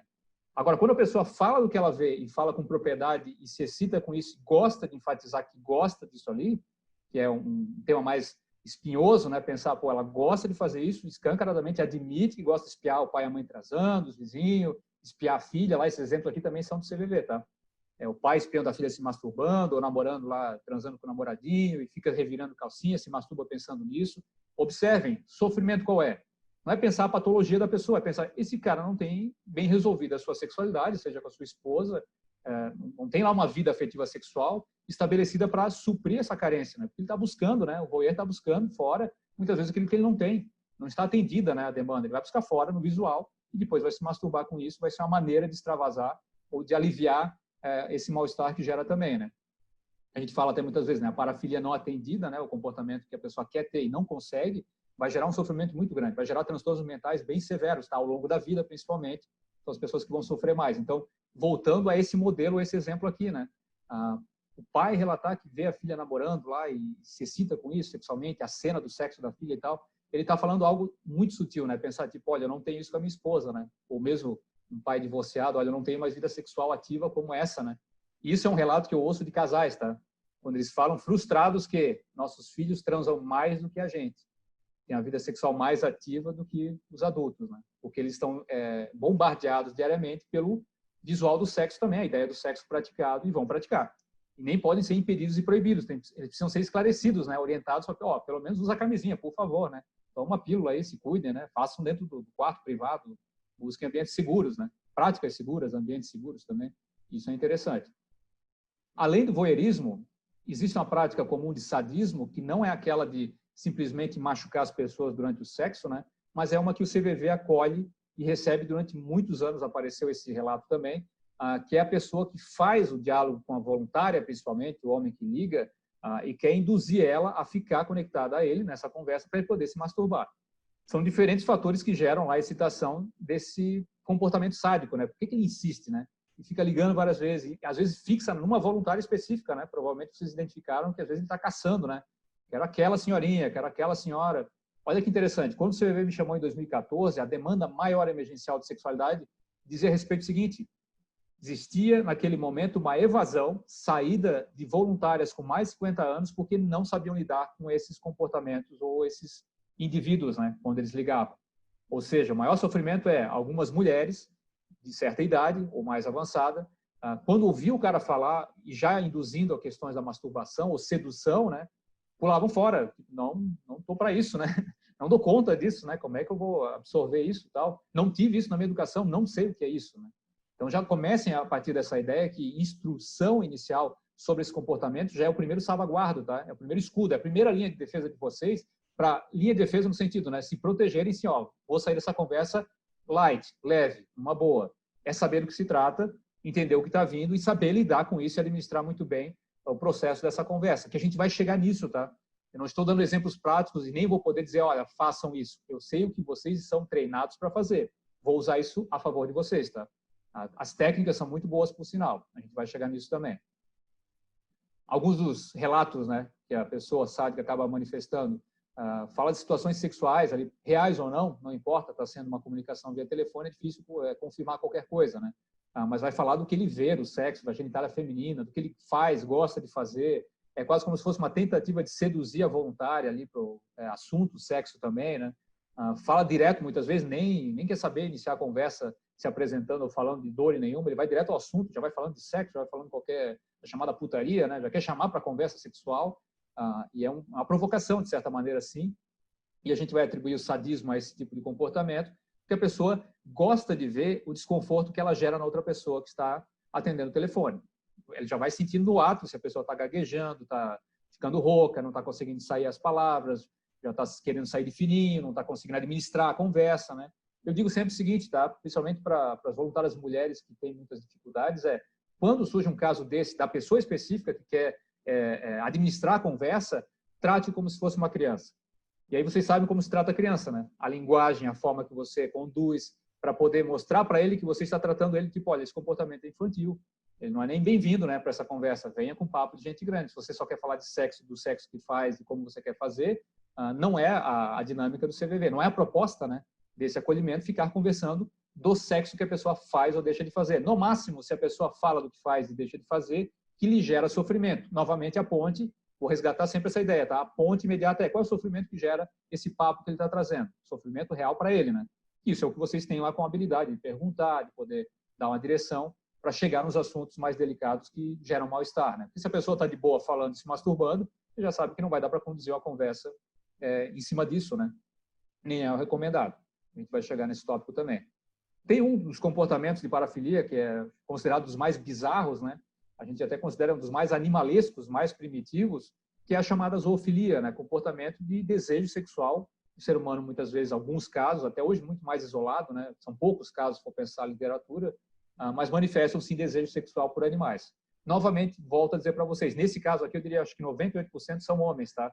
É raríssimo encontrar, eu não tive ainda acesso a uma literatura que falasse sobre as mulheres que têm desejo por animais. Existe. Mulheres lá que transam com cachorro, gostam de transar com cobra, tem fetiche, algum animal. Tem até vídeo, filmes pornô, assim, as coisas bem de péssima qualidade, que mostravam mulher transando com cavalo, umas coisas bem absurdas, tá? Isso até é uma coisa que já quase não existe novo, mas tem vídeo antigo lá, década de 80, que eles faziam filme pornô para atender esse público também. Agora, o que acontece? Pensar a zoofilia na prática, que a pessoa que liga e diz que faz o que faz, e, novamente, a ponte com o sofrimento, é fácil de administrar. Agora, quando a pessoa não fala de sofrimento, ao contrário, ela fala de sentimentos reais que manifesta pelo animal e ou que o animal manifesta por ela, né? É difícil pensar uma lógica em que o cara se apaixona pela égua e a égua se apaixona por ele e ele transa com a égua porque a égua gosta de transar com ele. Novamente pensando, né? No Brasil, a gente entende zoofilia prática, não zoofilia é desejo mental que a pessoa quer, tá? É quando executa e faz acontecer na prática.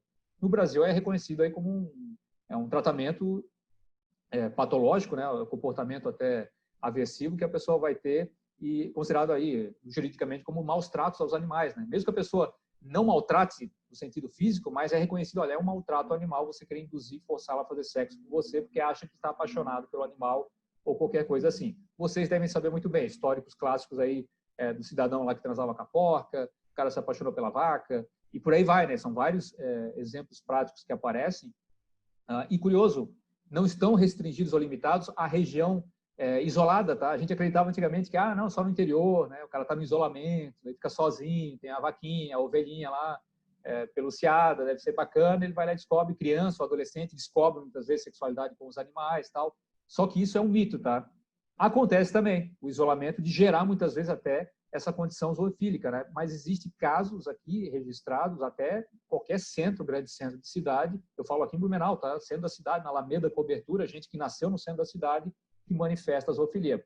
Vocês podem perguntar, mas o que é isso, né? Por que algumas pessoas vão manifestar? Existem comportamentos humanos que a gente considera bestiais. Bestiais é de bestas, né? Bestas são animais, ou animais sub-humanos, né? E na genética, no cérebro, no desenvolvimento de algumas pessoas, que são raras também, vai aparecer não só esse comportamento de ordem sexual com animais, mas pensar o ser humano bestial, ele é aquele ser humano mais grosseiro, né? Mais truculento, menos desenvolvido, pouca cultura, pouca educação. Pensa aí agressividade e violência, né? Muito do que a gente manifesta de violência hoje é comportamento bestial. É o cérebro subreptiliano, que eles chamam lá, a parte mais antiga do cérebro primitivo, que está lá se manifestando, e a pessoa manifesta também, nesse caso, desejo sexual. Agora, novamente, se a pessoa manifesta desejo sexual para o animal e sente prazer e se apaixona pelo bicho e fala para você disso e acha que está tudo certo, não cabe a você julgar essa pessoa, né? Mas sim direcionar essa conversa para também saber, tipo, olha, se tudo isso te faz bem, te faz feliz, o que você quer nessa conversa, né? Qual é o objetivo dessa conversa, então? Porque algo fez ele ligar. Muitas vezes o sofrimento ele está nas sublinhas dessa conversa, tá? É pensar o seguinte, essa pessoa reconhece que ela está errada, que ela não será aceita socialmente se ela for divulgar isso publicamente, já foi rejeitada provavelmente por outras pessoas. Olha quantos elementos de sofrimento estão aí embutidos, tá? Isso é para vocês pensarem que, às vezes, o comportamento ele fica tão pequeno na conversa, quando você encontra os elementos para poder enfatizar muitas vezes, ou direcionar, né? E que aí a pessoa, sentindo-se à vontade com o acolhimento que vocês fazem, vai poder entregar o ouro ali e desabafar muitas vezes qual é o sofrimento real, né? Então, quando não vem no discurso o sofrimento, há de se investigar, né? Pegar no subliminar, nas entrelinhas, o que aparece ali, porque alimentar só essa conversa, vocês vão perceber também que não é um bom trabalho para o CVV ficar alimentando conversa de doido, né? Deve ter muito tipo de doido que aparece também. Eu digo, o CVV é para a raio de doido, né? Vocês são a primeira linha de frente para receber loucuras humanas, aí depois é que chega para mim. Já tem isso no histórico aqui, né? Pessoal, tudo certo? Muito difícil? Vai ficar pior, tá? Eu elenquei em ordem de dificuldade, tá? Para chegar até o final, espero que sobrevivam.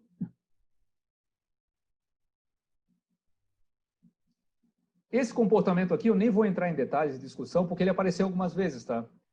E ele também entra lá na classificação, muitas vezes, de transtorno mental, mas eu vou só exemplificar para vocês o que é a coprofilia, né? Essa fetiche nas fezes, seja o cocô, né? A pessoa gosta do próprio cocô, gosta do cocô de outra pessoa. Existem as variações desse desejo, a pessoa gosta de mexer no cocô, tem gente que gosta de comer o cocô, daí é o coprofágico, né? De fagia, de engolir. Ou seja, tem várias modalidades de coprofilia, tá? Agora, pensar, o que manifesta na pessoa sentir desejo pelas fezes dela, no outro, enfim, né? O que interessa, né? Desejo sexual, como é que isso acontece, né? Pensem o seguinte, quando a criança é bebê ou está nos anos iniciais, esse é o exemplo clássico também da psicanálise, ela não tem na cabeça dela construída essa representação de que cocô é ruim. A criança não sabe que cocô é fedorento, cocô é ruim, que fezes lá não presta, tem que se jogar fora. Ela não sabe, ela não tem noção. Ao contrário, ela só sabe que na chamada fase anal, é a fase da criança que ela descobre o ânus, que ela tem o cocô, que ela pode reter, segurar o cocô, soltar o cocô, está aprendendo a fazer cocô, né? Ela só sabe que isso é dela, o cocô é dela, pertence a ela, ela administra esse cocô, botando para fora ou não, né? Gera até alguns problemas quando ela não bota para fora, no momento que precisa, né? E principalmente, quando ela bota para fora, se não é direcionado esse cocô, não é administrado por um adulto, né? A criança vai mexer como se fosse massa de modelar. E para ela, essa massa quentinha que sai dela, é mágica, tá? A criança acha fantástico mexer numa massa quentinha que saiu dela, porque ela produz a massa, né, mágica. Então, na cabeça da criança, tá tudo certo. Aí vocês podem perguntar, né? Tá, o que tem a ver com o cara que come cocô depois de adulto, uma criança que mexeu no cocô na infância? Simples. Essa criança que não foi direcionada, educada e exemplificado para ela ao longo da vida que o cocô é ruim, é tóxico, não faz parte do nosso contexto nutricional comer cocô, ela vai carregar para a vida essa ideia e muitas vezes, quando chegar mais tarde, alguém colocar essa ideia, não vai fazer sentido, tá? para ela vai ser excitante porque vai entrar dentro do pacote de coisas sexuais. Na fase anal da criança, a criança não tem esse fetiche sexual do ânus, menino e menina, lá, ela só tem um aprendizado no controle das fezes, né?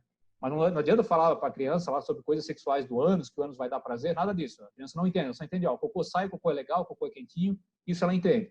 Na fase adulta, a memória dessa criança, das fezes e do ânus, está latente, o cérebro absorveu, ela administrou. Imagina quantos anos a criança passa fazendo cocô, né? E vai administrando, vai absorvendo essa ideia, e não foi direcionado, e não aprendeu a fazer cocô, e aí fica aqueles anos lá na fralda, não usou a privadinha lá, o piniquinho, né? Levou anos para aprender a usar o pinico e tal. Na cabeça dessa criança é igual às línguas iniciais, né? É fácil ensinar inglês para uma criança pequena, né? O cérebro absorve tudo rapidamente e fica fixado na ideia. É o mesmo processo. Gravou na memória, ela vai crescer, vai desenvolver, vai ter vida social, vai se apaixonar e tal, mas vai comer cocô ou vai brincar com cocô alheio, porque isso está lá ainda no instintivo, no bestial também, é um comportamento também chamado de bestialidade. Se vocês têm dúvida, observem quantos animais mexem no próprio cocô. Quantos animais comem fezes, já viram isso? Cachorro, gato cheira em terra, mexe lá, tem bicho que vai lá e come o próprio cocô seco também, tem umas coisas meio absurdas no reino animal, né? E algumas vezes o ser humano, na sua bestialidade, vai manifestar isso também. Claro, para vocês nem vão administrar essa conversa, né? Para tentar analisar a patologia ou o problema que essa pessoa tem, né? Porque se ela está falando que gosta ou se sente excitada, o sofrimento por trás é tipo, ó, a gente sabe que essa pessoa não vai conviver socialmente ali, expondo isso, né? Observem, o CVV é o celeiro da exposição dos maiores pecados da humanidade, né? Dos piores crimes e dos maiores pecados, porque é o depositário, né? Faz muito tempo que a gente não tem canais de acolhimento para esse tipo de sofrimento, tá? Os confessionários já não são mais utilizados, o consultório de psicologia ali, ele acaba sendo uma outra dinâmica. Então, o CVV, na minha opinião, lá, o que sobrou, tá? Não que seja ruim, tá? Você não são uma sobra. Você é o que restou de canal importante de acolhimento. Ou seja, vai cair isso no colo de vocês também. Vamos avançar um pouquinho aqui para eu aproveitar o tempo. Existem temas diversos, aí sim entra até, acho que na maior parte das perguntas, né, que foram enviadas por vocês também, que são aqueles temas do cotidiano, né? Relacionamento extraconjugal. A pessoa fala que gosta de trair a esposa, trair o marido, trair com o cunhado, com o vizinho e tal. É pensar isso também, né? Ela está muitas vezes buscando na sua escuta a afirmação daquilo que ela acha que é certo, né? Tipo, ó, a pessoa está me ouvindo, não está me criticando, não está me julgando, não está falando nada que seja contrário, então eu estou certa, né? Vocês acham que está certo?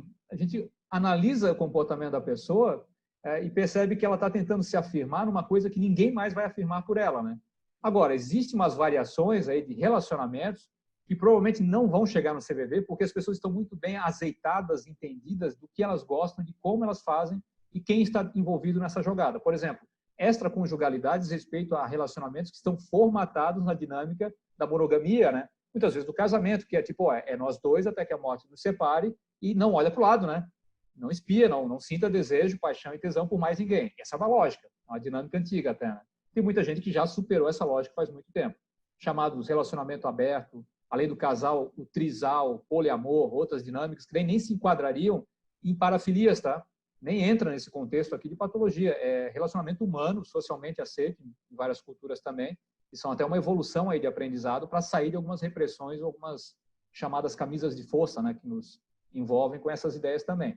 Comportamento de promiscuidade, a pessoa quer achar que fazer sexo com todo mundo, a toda hora, tal. Já tive casos clássicos que são muito raros, tá? Casos de ninfomania, né? Mulher que faz sexo com um monte de gente aleatória no mesmo dia, tal, que tem uma demanda sexual, um apetite, uma libido muito elevada e que sofre com isso, tá?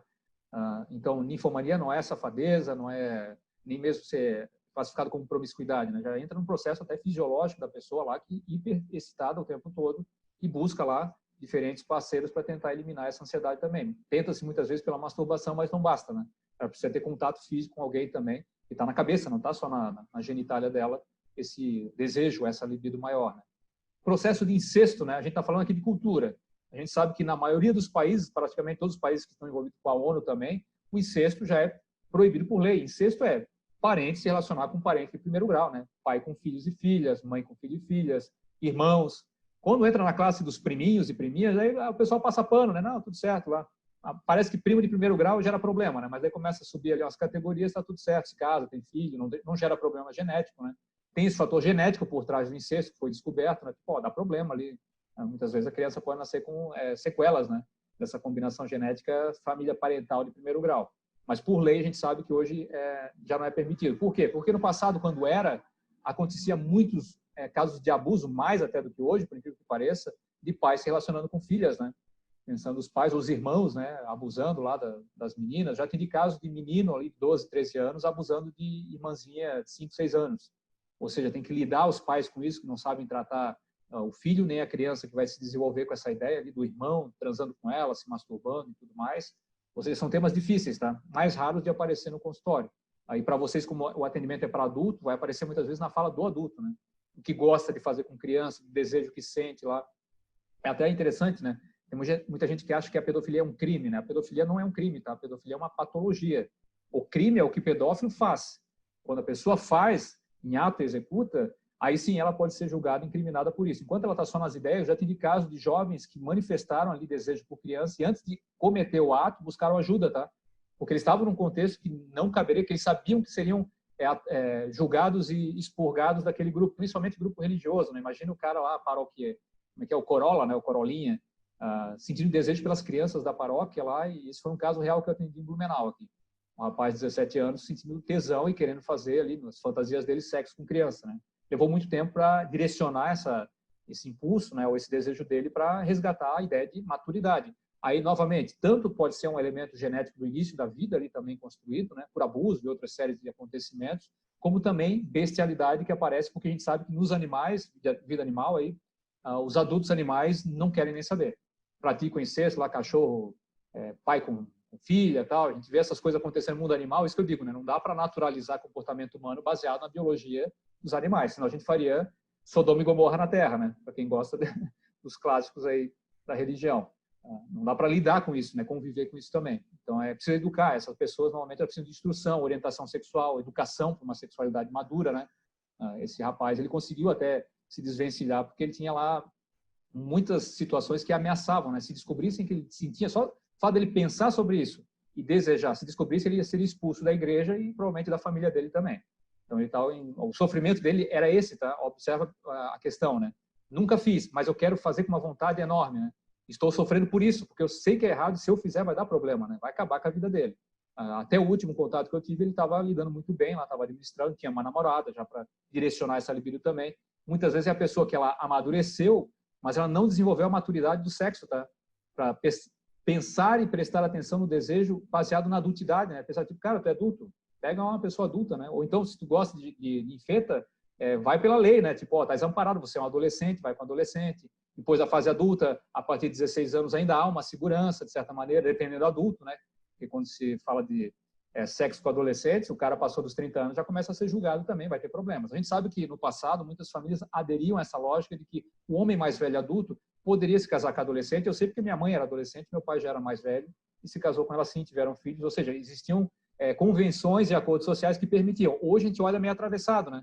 Gera um estranhamento, porque a gente associa, né? Esse cara mais velho aí com a novinha, o que ele quer, né? Então a gente se ampara por lei, pensar tipo, não, essa moça tem 16 anos, a família sabe, todo mundo ampara, não é escondido, não foi aliciamento, não foi indução. Agora, quando começa um processo muito escondido, mascarado, omissão de informações, o cara seduz a ninfeta lá, adolescente, aí há de se questionar. Isso não é pedofilia, tá?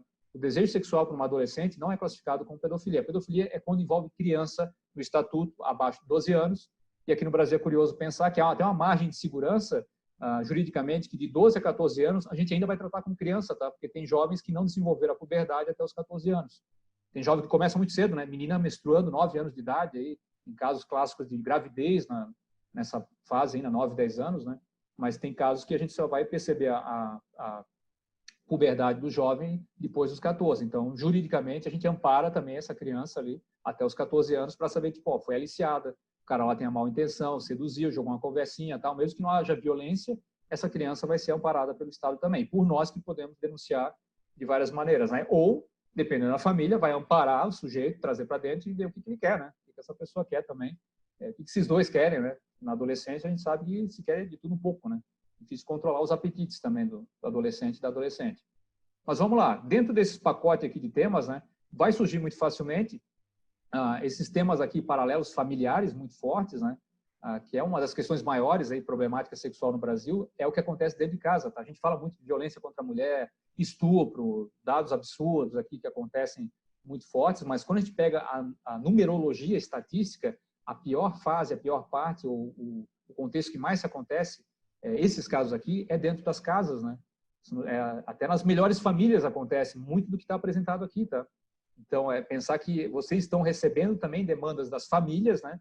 Do sujeito que traz lá o histórico da família para falar lá que gosta da cunhada, gosta da vizinha, gosta da filha, gosta do filho. E vocês vão ter que administrar isso muito bem também, né? Administrar é pensar, pô, só o julgamento não cabe, né? Não serve, não me serve para analisar ou poder acolher uma pessoa, julgá-la já no início de uma conversa. É pouco provável que chegue até vocês, como eu já constatei em muito histórico do CVV, casos clássicos de crimes cometidos e a pessoa vai desabafar. Eu já detectei ali, conversei com alguns voluntários de outras regiões, que sim, que aconteceu, né? A pessoa que cometeu estupro e estava lá fugida e tal, e precisava de ajuda. Eu já atendi casos à distância de pessoas que cometeram violência pedindo socorro, porque o desejo era muito forte, queria cometer novamente. Aí, nesses casos, eu vou dizer para vocês, a gente não consegue lidar com isso sozinho, nem para fazer necessariamente o acolhimento, né? No máximo a orientação e para onde eles têm que direcionar isso. E são vários tipos de suporte que uma pessoa dessa precisa ter, né? Não cabe só entregá-lo para a polícia, tá? Essa pessoa vai ter que ser acolhida por um médico, tratamento, assistente social, vai ter que saber qual é o contexto todo, geral, o que acontece, como acontece, porque só aprender é fácil, né? Entregar...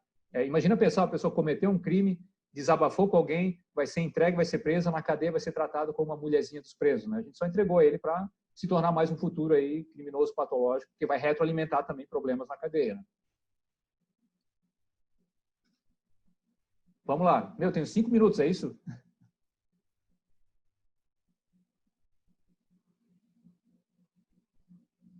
Mas eu acho que eu vou conseguir caminhar para o final aqui.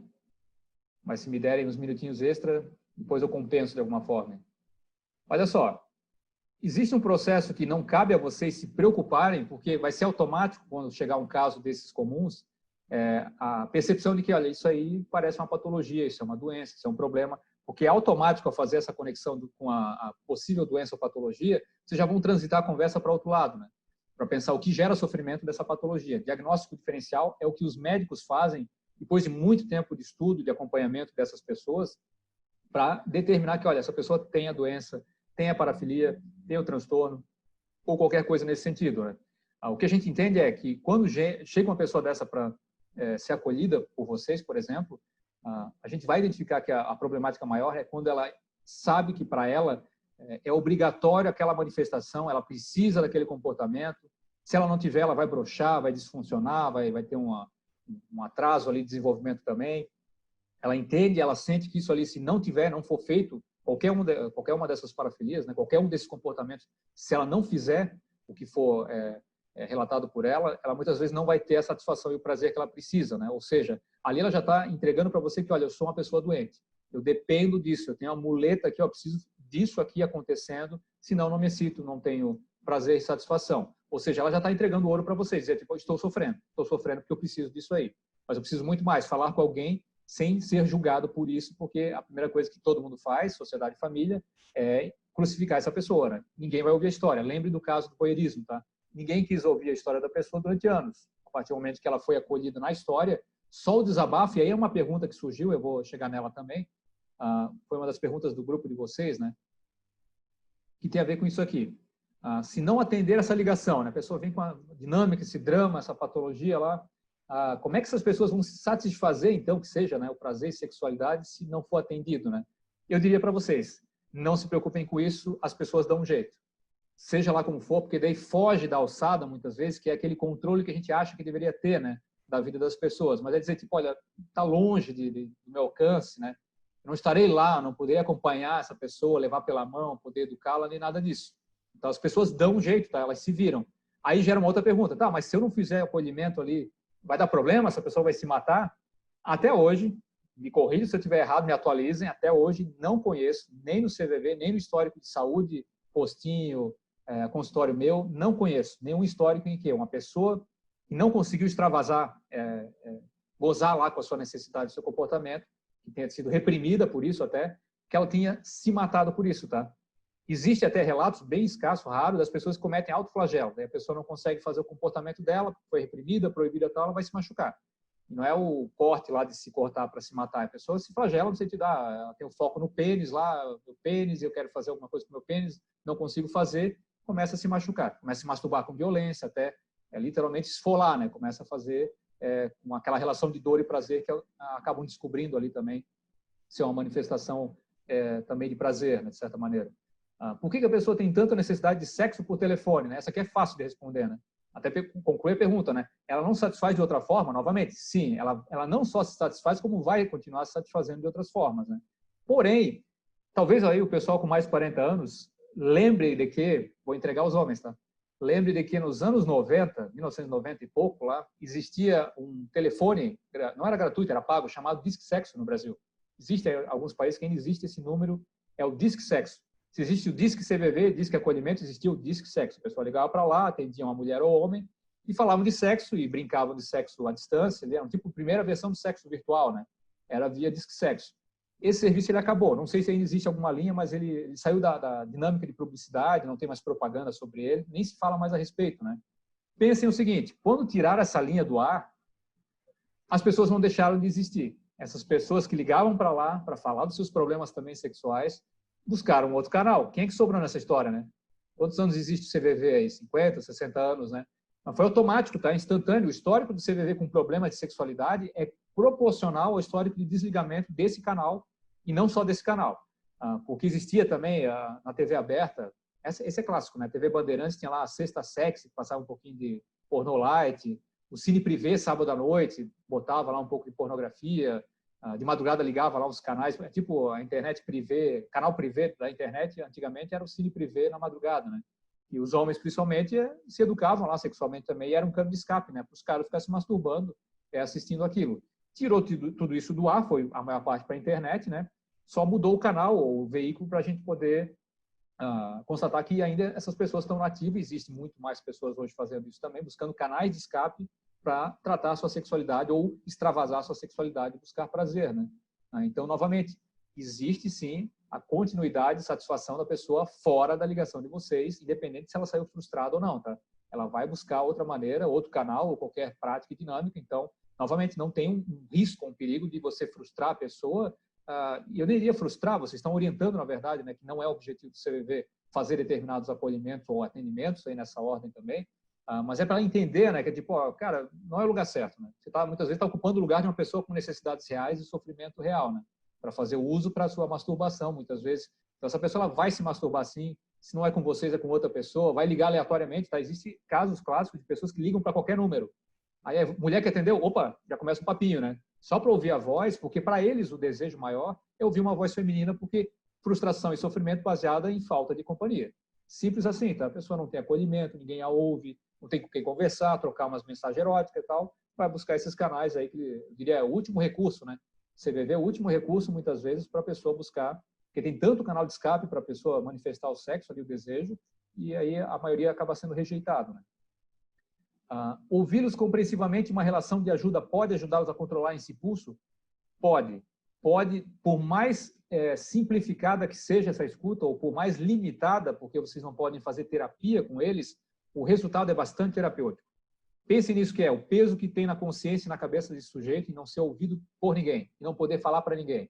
Quando ele fala para alguém que escuta ativamente e recebe e acolhe essa mensagem, só o fato da escuta ser ativa já permite que a pessoa se alivie, tá? Mesmo independente da masturbação. É pensar, não, ele já está falando, já está extravasando mentalmente na conversa. Agora, vocês não precisam ficar ouvindo a historinha, né? Não é esse o objetivo, mas é pensar, tipo, alguém me ouviu o primeiro movimento. Será que eu posso falar da minha dor relacionada a isso também? Essa é a lógica, né? Buscar o sofrimento em torno do relato, né? Ou dos temas e das parafilias que eles vão apresentar. Como atender alguém que já chama de amor e de anjo? Essa aqui eu achei bonitinha. Porque provavelmente essa pessoa já está declarando a intenção, né? Oi, linda, oi, anjo, vamos lá, vai rolar? Vamos brincar, vamos se divertir? Novamente, não é o objetivo, né? Não é o papel de vocês, não é a proposta. Essa pessoa precisa ser orientada. Agora, para poder direcionar e fechar a minha conversa, né? Andressa, se precisar, tu me interrompe, mas me dá 2 minutos que eu fecho, juro. Vou fazer uso do manual de vocês. Eu me debrucei naquela coisa, tá? Tive que estudar durante 1 ano lá e rever e perguntar para a Naura, que na época era coordenadora de Blumenau, e ela me tirando dúvidas. Naura, o que é isso? O que esses caras fazem? Como é que funciona? Tal, me ajuda. E comecei a ler, e quando eu cheguei na parte ali da ACP, propriamente dita, que foi a que eu pratiquei na faculdade também, na atenção centrada na pessoa, né? Na escuta ativa, principalmente, objeto de acolhimento, ou ferramenta de acolhimento, fui achar no manual de vocês um monte de dica útil e pensei, meu, fantástico, até eu vou usar isso aqui, né? porque está enxuto, está sintético, está fácil de absorver, o entendimento é simples, né? E vou resgatar isso com vocês agora, tá? É pensar o seguinte, nessas dinâmicas do voluntariado de vocês, né? Vocês precisam se preparar para qualquer tipo de contato. A gente já está falando, eu diria para vocês, dos piores, né, talvez, elementos que podem surgir no contato desse. Se você não está minimamente preparado para receber, pelo menos atender o telefone e ouvir o que é, já saibam que saber do que é já é uma linha de defesa e proteção para vocês ficarem tranquilos. Tipo, entendi o que ele falou, eu sei o que é isso aí. Às vezes vai rolar um preconceitozinho nosso, tal, um pouquinho de julgamento mental, mas é se adaptar a essa realidade, né? Então, a gente não deve encarar a situação toda como ser só falta de vergonha do sujeito. Por trás existe ali, provavelmente, uma demanda, né, de sofrimento que vocês precisam pensar, né? Vocês vão ter que garimpar ali informações para resgatar, tipo, mas qual é a dor aí, qual é o sofrimento? A gente pensa, então, nessa lógica da CP, que todo ser humano tem necessidade de sexo, sim, sendo que para uns essa necessidade pode ser muito mais expressiva do que para outros. E quando é muito expressiva, né, principalmente com as parafilias, ele vai buscar vocês no sentido, olha, esse é o canal que eu encontrei no momento. Preciso extravasar e vai ser ali que eu vou falar com alguém, né? Vou começar essa conversa. Agora, além disso, existe uma demanda real dos voluntários que é, putz, sacanagem, né? Essas pessoas ficam ligando para cá, né? A gente preocupado, treina para acolher sofrimento, tantas dores, o suicida e tudo mais, e esses caras ficam ligando para cá para ficar falando de sexo e prazer, e fetiche, parafilia, né? Aí é que entra as ferramentas de trabalho de vocês, que eu acho que são as mais simplificadas, né? Pensar, se você percebe uma atitude, uma intenção por trás, tipo, o cara realmente só quer se masturbar, quer um papinho, é sádico, quer colocar um mal-estar na voluntária ali, gerar uma vergonha, uma humilhação, né? Você tem que saber que você informar para essa pessoa que você entendeu qual é a proposição dela, tipo, entendi, você está aí excitado, quer se masturbar, mas preciso informá-lo que não vou poder atendê-lo nessas condições, né? Se você quiser falar de sofrimento real, então, essa dinâmica aqui em destaque, né? Você deve informar que percebe sim o que foi apresentado, seja lá o que for, né? Que você fica disponível para conversar em outra oportunidade sempre, porque você não está fechando uma porta simplesmente porque desligou. Ele vai ligar de novo, né? Tem uns caras que são abusados ao ponto de perseguir, né? Mas é educar essa pessoa para fazer bom uso desse serviço. Tipo, cara, liga de novo em outra hora, termina então o que está fazendo, né? Faz essa catarse aí, sessão de descarrego muitas vezes para a pessoa, né? Se masturba lá e ejacula, goza e pronto, né? Aliviou essa barra. Mas se quiser realmente um acolhimento ou uma escuta, ligue em outra oportunidade, né? Isso, percebam que são 2 ou 3 frases que, bem posicionadas, educam, orientam, encaminham e já te permite desligar o telefone sem conversinha. E muitas vezes eu sei que as pessoas se sentem culpadas, mas, pô, eu acho que eu devia ficar ouvindo ela até ela encerrar a ligação, né? Mas acho que nesses casos não cabe esperar que a pessoa tenha boa vontade de encerrar a conversa, né? Então vocês têm que orientá-la para vocês direcionarem essa conversa e finalizarem também, né? Outros aspectos da CP que eu acho muito bacana, né? É confiar, assim, na tendência do indivíduo para crescimento, né? Se ele está atrás de vocês ou de qualquer ajuda, né? A pessoa quer evoluir, né? Quer se desenvolver, quer superar, muitas vezes, o problema, né? Faz parte ali da saúde dela também, tratar isso de alguma forma, né? É dar maior ênfase a sentimentos do que a gente ficar só racionalizando. Observem quantas coisas eu trouxe para vocês que são até bem racionais, né?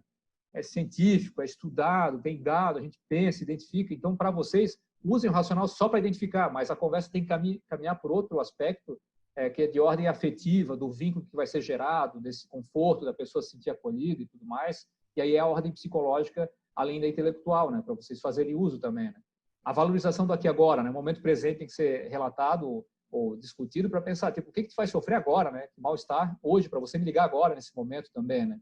O momento da relação terapêutica é uma experiência de crescimento em si mesma para ambos. Eu diria que pensem quem, além de vocês, vai ter uma experiência tão forte e profunda que é ouvir as dores principais do ser humano.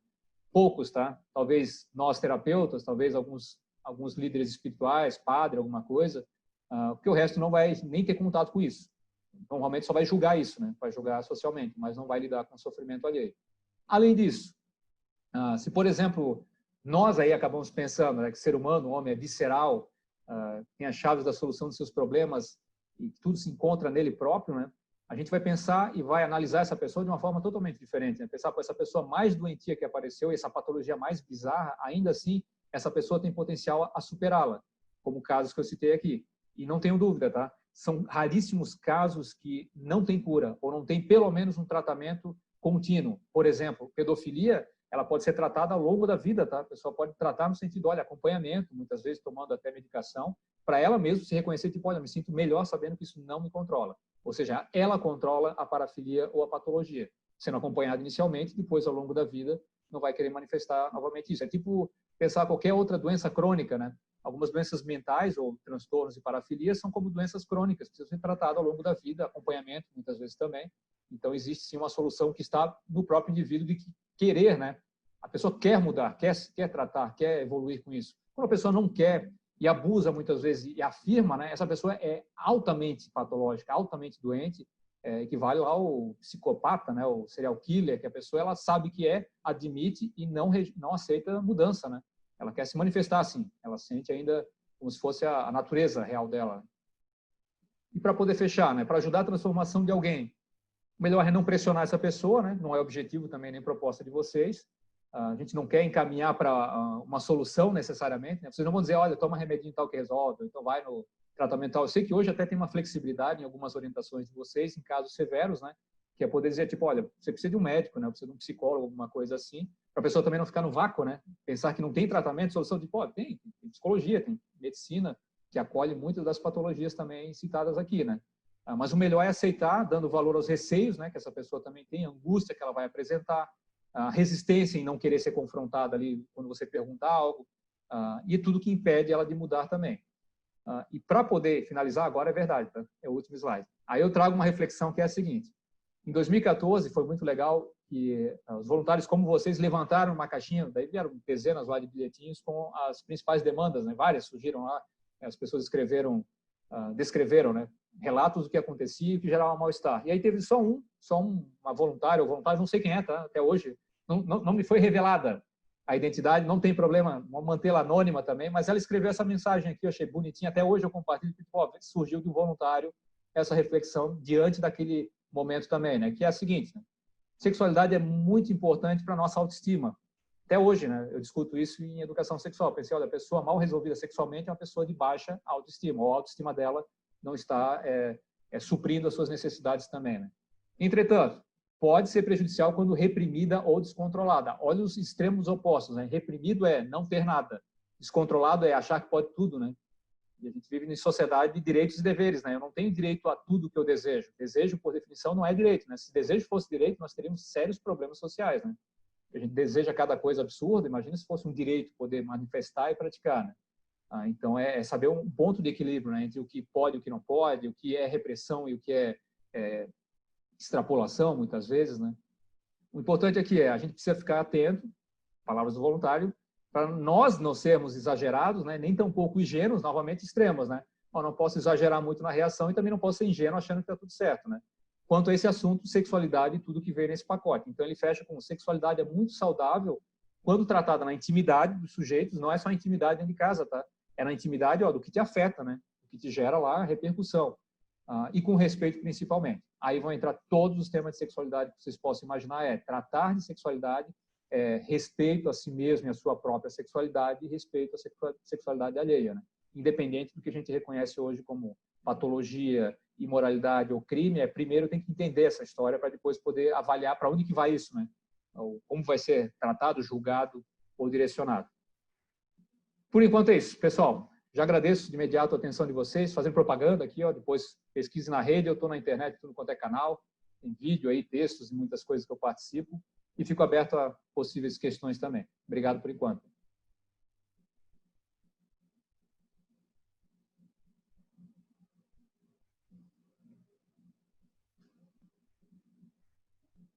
Marcos, muito obrigada pela sua presença. Eu acho que o bacana da sua apresentação é que você já conversa tantas vezes com o CVV que você consegue realmente fazer essa ponte entre sexualidade, o que é sexualidade, o que é parafilia, e desenvolver isso dentro do trabalho do CVV, para que os voluntários realmente consigam compreender a importância de entender tudo isso para o CVV e como sendo voluntário do CVV. Acho que essa ponte que você consegue fazer entre os dois é o mais significativo. Acho que essa palestra, não vou falar por todos, quem quiser comentar mais alguma coisa, por favor, comente. Acho que é isso que justamente chama a atenção quando a gente escuta uma fala sua. Muito obrigada mesmo. Legal, agradeço vocês também. Quem dá mais? Marcos. Oi. Edson, na tua experiência, na tua visão, assim, que você tem acompanhado esse longo dos anos, caminhando a humanidade, um mundo melhor nesse sentido, com leis, né, repressão, mais informação na internet, mais divulgação dos casos. Como é que você vê isso? Parece absurdo o que eu vou dizer, né? Mas é o que eu consigo identificar ao longo da história, assim, no conteúdo que a gente absorve, já foi pior. Por mais violência que a gente detecte, problemas, questões sexuais, transtornos, isso está parecendo que é maior ou mais, porque finalmente tem acesso a isso. Antes a gente não tinha acesso. Existiam muito poucas denúncias ou declarações, ou pessoas se expondo, né, para poder falar também da sua manifestação. Hoje eu vejo que a internet ela é o celeiro das loucuras também, da sexualidade, algumas patologias e da criminalidade também. Existem sites aí, a Deep Web, que propaga, né, vídeo de sexo de criança e tudo mais, mas cada vez mais está sendo exposto isso.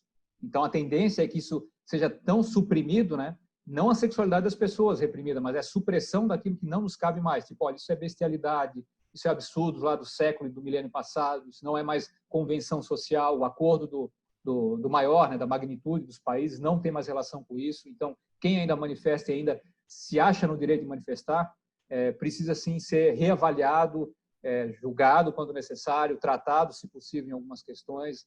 Eu tenho uma palestra, vou fazer a propaganda, tá na terça-feira agora, depois eu mando o link para a Andressa, é uma palestra virtual gratuita na Prime Cursos. Eu vou falar sobre o futuro do sexo. E talvez entre até um pouquinho, tipo, o que a gente pode pensar, as consequências do que está acontecendo hoje, tá? Que entra todo esse aspecto, olha, seja lá o aspecto comportamental, relacionamento, novas práticas, dinâmicas aí afetivas, tal. Tudo isso eu falo também nessa palestra. É uma palestra gratuita, vai ficar disponível também depois na gravação deles lá. Mas eu compartilho sim, até acho que vai ser melhor respondido ao longo de uma palestra sobre esse tema. É pensar, o tema é futuro do sexo, partindo da nossa referência atual, o que está acontecendo e a tendência do que vai acontecer também. Já tem um sinal aí, uma luz no fim do túnel e tal. Eu vejo com bons olhos, tá? Há uma tendência positiva por causa dessas organizações e associações aí dos países se organizarem na educação sexual melhor. É pensar, no Brasil, 1920, a primeira educação sexual que tinha aqui em cartilha era oferecida só para homens, rapazes, e só ensinava como usar o corpo da mulher. Eu tenho aqui até umas referências dessa literatura, e é pensar, pô, como assim, né? A educação sexual das mulheres começa depois dos anos 60 com a pílula, e daí começa a vir as cartilhas educacionais, né? Daí começa a vir o direito ao voto, direito ao divórcio e tal. Eu vejo que as revoluções sexuais maiores e principais têm relação com as mulheres, tá? Porque os homens estão só revelando seus problemas, né? Suas patologias, transtornos, e aí a mulher está se revelando agora a maior reeducadora sexual que existe. Os homens não souberam administrar bem a educação sexual ao longo dos anos. As mulheres estão absorvendo, para cada 1000 sexólogas, acho que vai ter uns 10 sexólogos. Nós estamos em extinção, tá? Igual a alfaiate. É a profissão de risco aí, não vai durar. Sexólogas vão longe. Os sexólogos homens, acho que não dura a minha geração aí. É porque as mulheres educam melhor, tá? São melhores propagadores aí da sexualidade desreprimida, principalmente esse controle agora das violências que acontecem, né? As mulheres estão, de certa maneira, se ajudando e vão ajudar os homens com isso também. Então, é uma visão bem otimista, tá? Por incrível que pareça, aqui em Blumenau aumentou a taxa de violência contra a mulher, né? E, novamente, eu digo, olha, acho que não aumentou, só foi revelado finalmente. A gente está divulgando tantos canais de denúncia, né? Até eu vi outro dia uma loja, acho que foi a Magazine Luiza, feito um esqueminha lá, finja que está comprando na loja para denunciar lá o seu companheiro violento, né? Daí ela está no celular, ele não sabe que ela está denunciando porque ela está dentro do aplicativo da loja lá. Ou seja, existem estratégias diversas agora para amparar. E a atitude muito mais vai lidar com esse processo de educação não levar adiante esses comportamentos que a gente manifesta ainda hoje, ou muitas pessoas, né, manifestam. Legal, obrigado. Algo mais? Estou disponível, tá? Vocês têm que mandar embora hoje.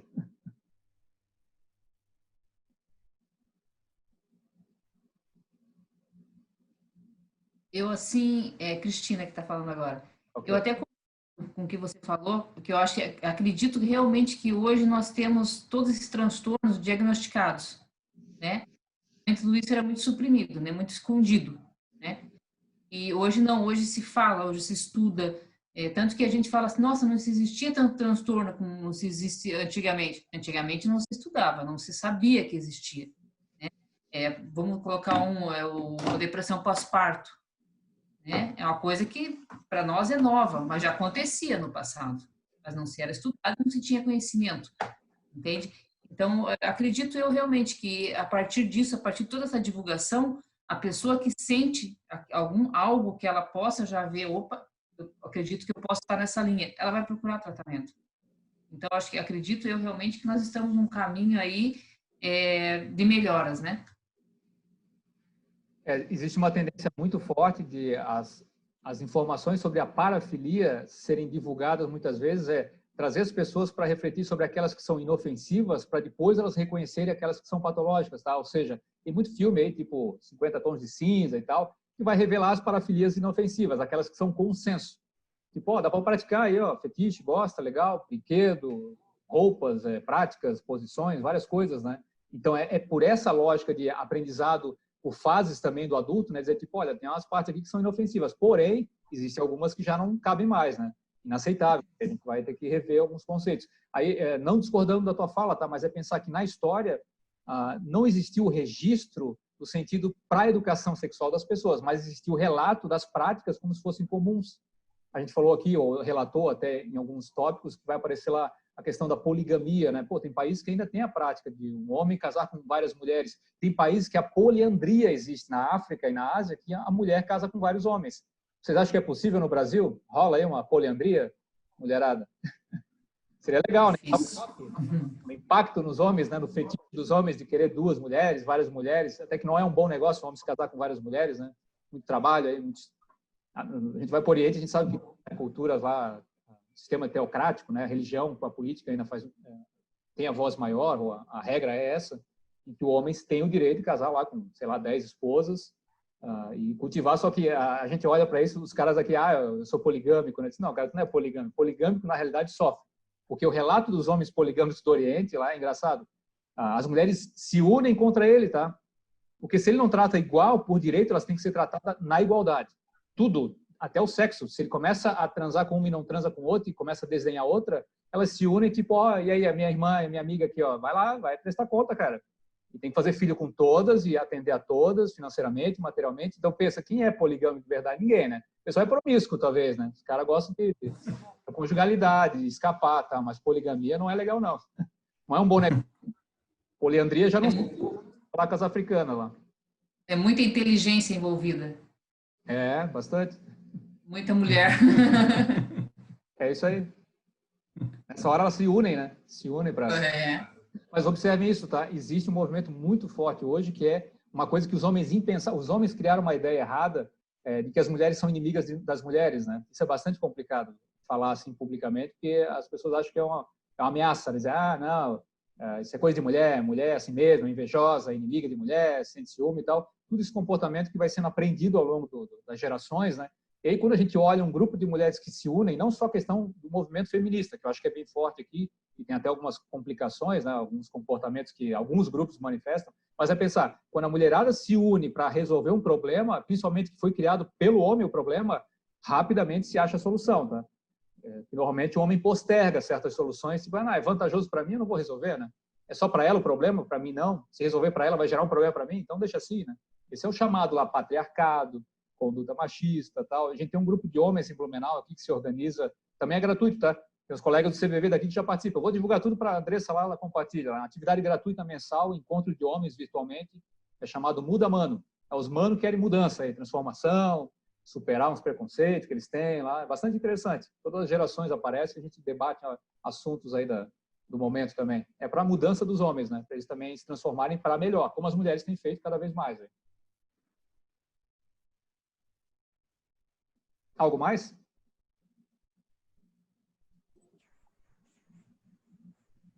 Marcos, eu queria deixar registrado aqui nosso reconhecimento e gratidão.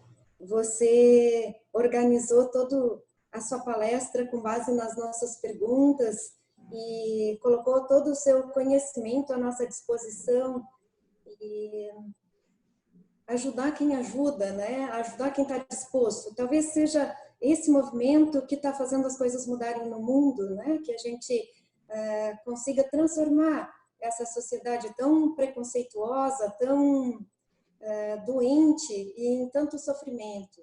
E você faz parte desse movimento. E o seu envolvimento com o CVV em todos os momentos tem mostrado isso, né? A sua preocupação em fazer parte e auxiliar essa transformação. Eu espero que os sexólogos continuem existindo porque é importante o representante do sexo masculino também nessa área. Sim. Obrigada, gratidão. Bom. Imagina, te agradeço também, Giovana. Vou fazer um comentário até partindo da tua fala, que é o seguinte: eu reconheço que nos últimos anos me tornei um profissional melhor por causa de vocês, tá? Porque o trabalho que vocês me geraram para estudar esses assuntos, depois até que na formação em sexologia são tratados alguns desses temas, né? Mas não eram pensados até na lógica de aplicação prática, que é o que eu faço com esse conhecimento, o que eu faço com isso, né? E aí, quando surgiram as demandas do CVV, eu me vi novamente voltando lá às origens, né? Os catatais e os manuais e os livros e a literatura, expandi a minha coleção, a minha biblioteca particular, principalmente para atender demandas do CVV também, tá? Então, vocês são responsáveis por eu me sentir, né, um profissional melhor naquilo que eu faço no meu cotidiano. Então, não quero só ser bom profissional voluntário com o CVV, tá? Eu quero, sim, cada vez ser melhor naquilo que eu faço no meu atendimento também. E tem dado resultado, tá? Bastante positivo. Trabalhar com essas demandas mais, vamos colocar assim, difíceis, de certa maneira, é um desafio maior, né? Gera um maior esforço de estudo, desenvolvimento pessoal e gera um confronto particular, tá? Porque eu achei todos os problemas principais aí na minha família, na vizinhança, tal, e muitas vezes tem que falar com eles sobre isso, né? Às vezes tem que acolher também quem está perto, né? Não adianta só falar para os outros, tem que acolher os primeiros ali, criança, lá eu não tenho filhos, né? Não tenho a intenção de tê-los, é a minha dupla parceira aqui, a gente tem uma lógica diferente, a gente gosta de tratar e lidar e brigar com o filho dos outros, né? Daí depois a gente devolve. Para nós, essa é a dinâmica de filhos. Mas temos uma sobrinha e a gente já olha para a sobrinha pensando como é que a gente vai contribuir para a cabeça dessa menina, né? Para se tornar uma mulher poderosa aí, né? Para ela ser diferente, para ela ser uma mulher melhor também, para os homens e para as outras mulheres, né? Porque o meu irmão é difícil. Meu irmão, tratando dela assim, ele já está formatando a cabecinha disso, minha nossa, né? Já está indo para uma linha só de raciocínio. Diz, cara, deixa essa linha também possível, né? Mas abre as outras para ela ver. Ela vê que o mundo é amplo, porque ela vai ver, né? Na escolinha ela vai ver, nas outras manifestações de grupos ela vai ver e ela vai se questionar. Então, acho legal quando há uma abertura, pelo menos, dos pais já na infância para a criança poder ver o mundo ao seu redor, para a criança não se tornar ingênua na maturidade, que é o que a gente vê, né? Adolescente birrento, mimado, não sabe lidar com as próprias emoções e tudo mais. Então, isso é um reflexo, muitas vezes, da família, né? Dos pais também. Mas agradeço mesmo aí. Obrigado pela força de vocês. E estou à disposição, né? Vocês me achem na internet aí, pode fuçar à vontade. Estou disponível sempre para conversar também. Beleza? Obrigada, Marcos. Eu tenho os contatos do Marcos, gente, o seu site e tudo mais. Eu passo para o grupo junto com os links. Você tem um histórico aí de compartilhar o teu conhecimento, as tuas experiências com a gente do CVV, né? Então, eu fiquei contente de saber que isso também te traz aprendizado. E com o Ciclo do Bem aqui, sempre que quiser participar, que quiser nosso apoio de alguma maneira, a gente também está à disposição. Obrigada aí pela acolhida, gente. O Marcos, ele faz esse serviço voluntariamente também, né, de dar as palestras, participar dos nossos eventos, já participou de encontro regional, de encontro nacional de estudo, é um parceiro aí de longa data. Ofereceu a sala que a gente vai continuar usando. Então, muito obrigada aí. Se alguém mais do grupo quiser falar. Para fechar. Agradeço. Beleza, então, gente. Abraço. Boa noite para vocês. Fico à disposição. Até a próxima. Obrigado, Marcos. Boa noite. Valeu, tchau. Obrigado também. Abraço.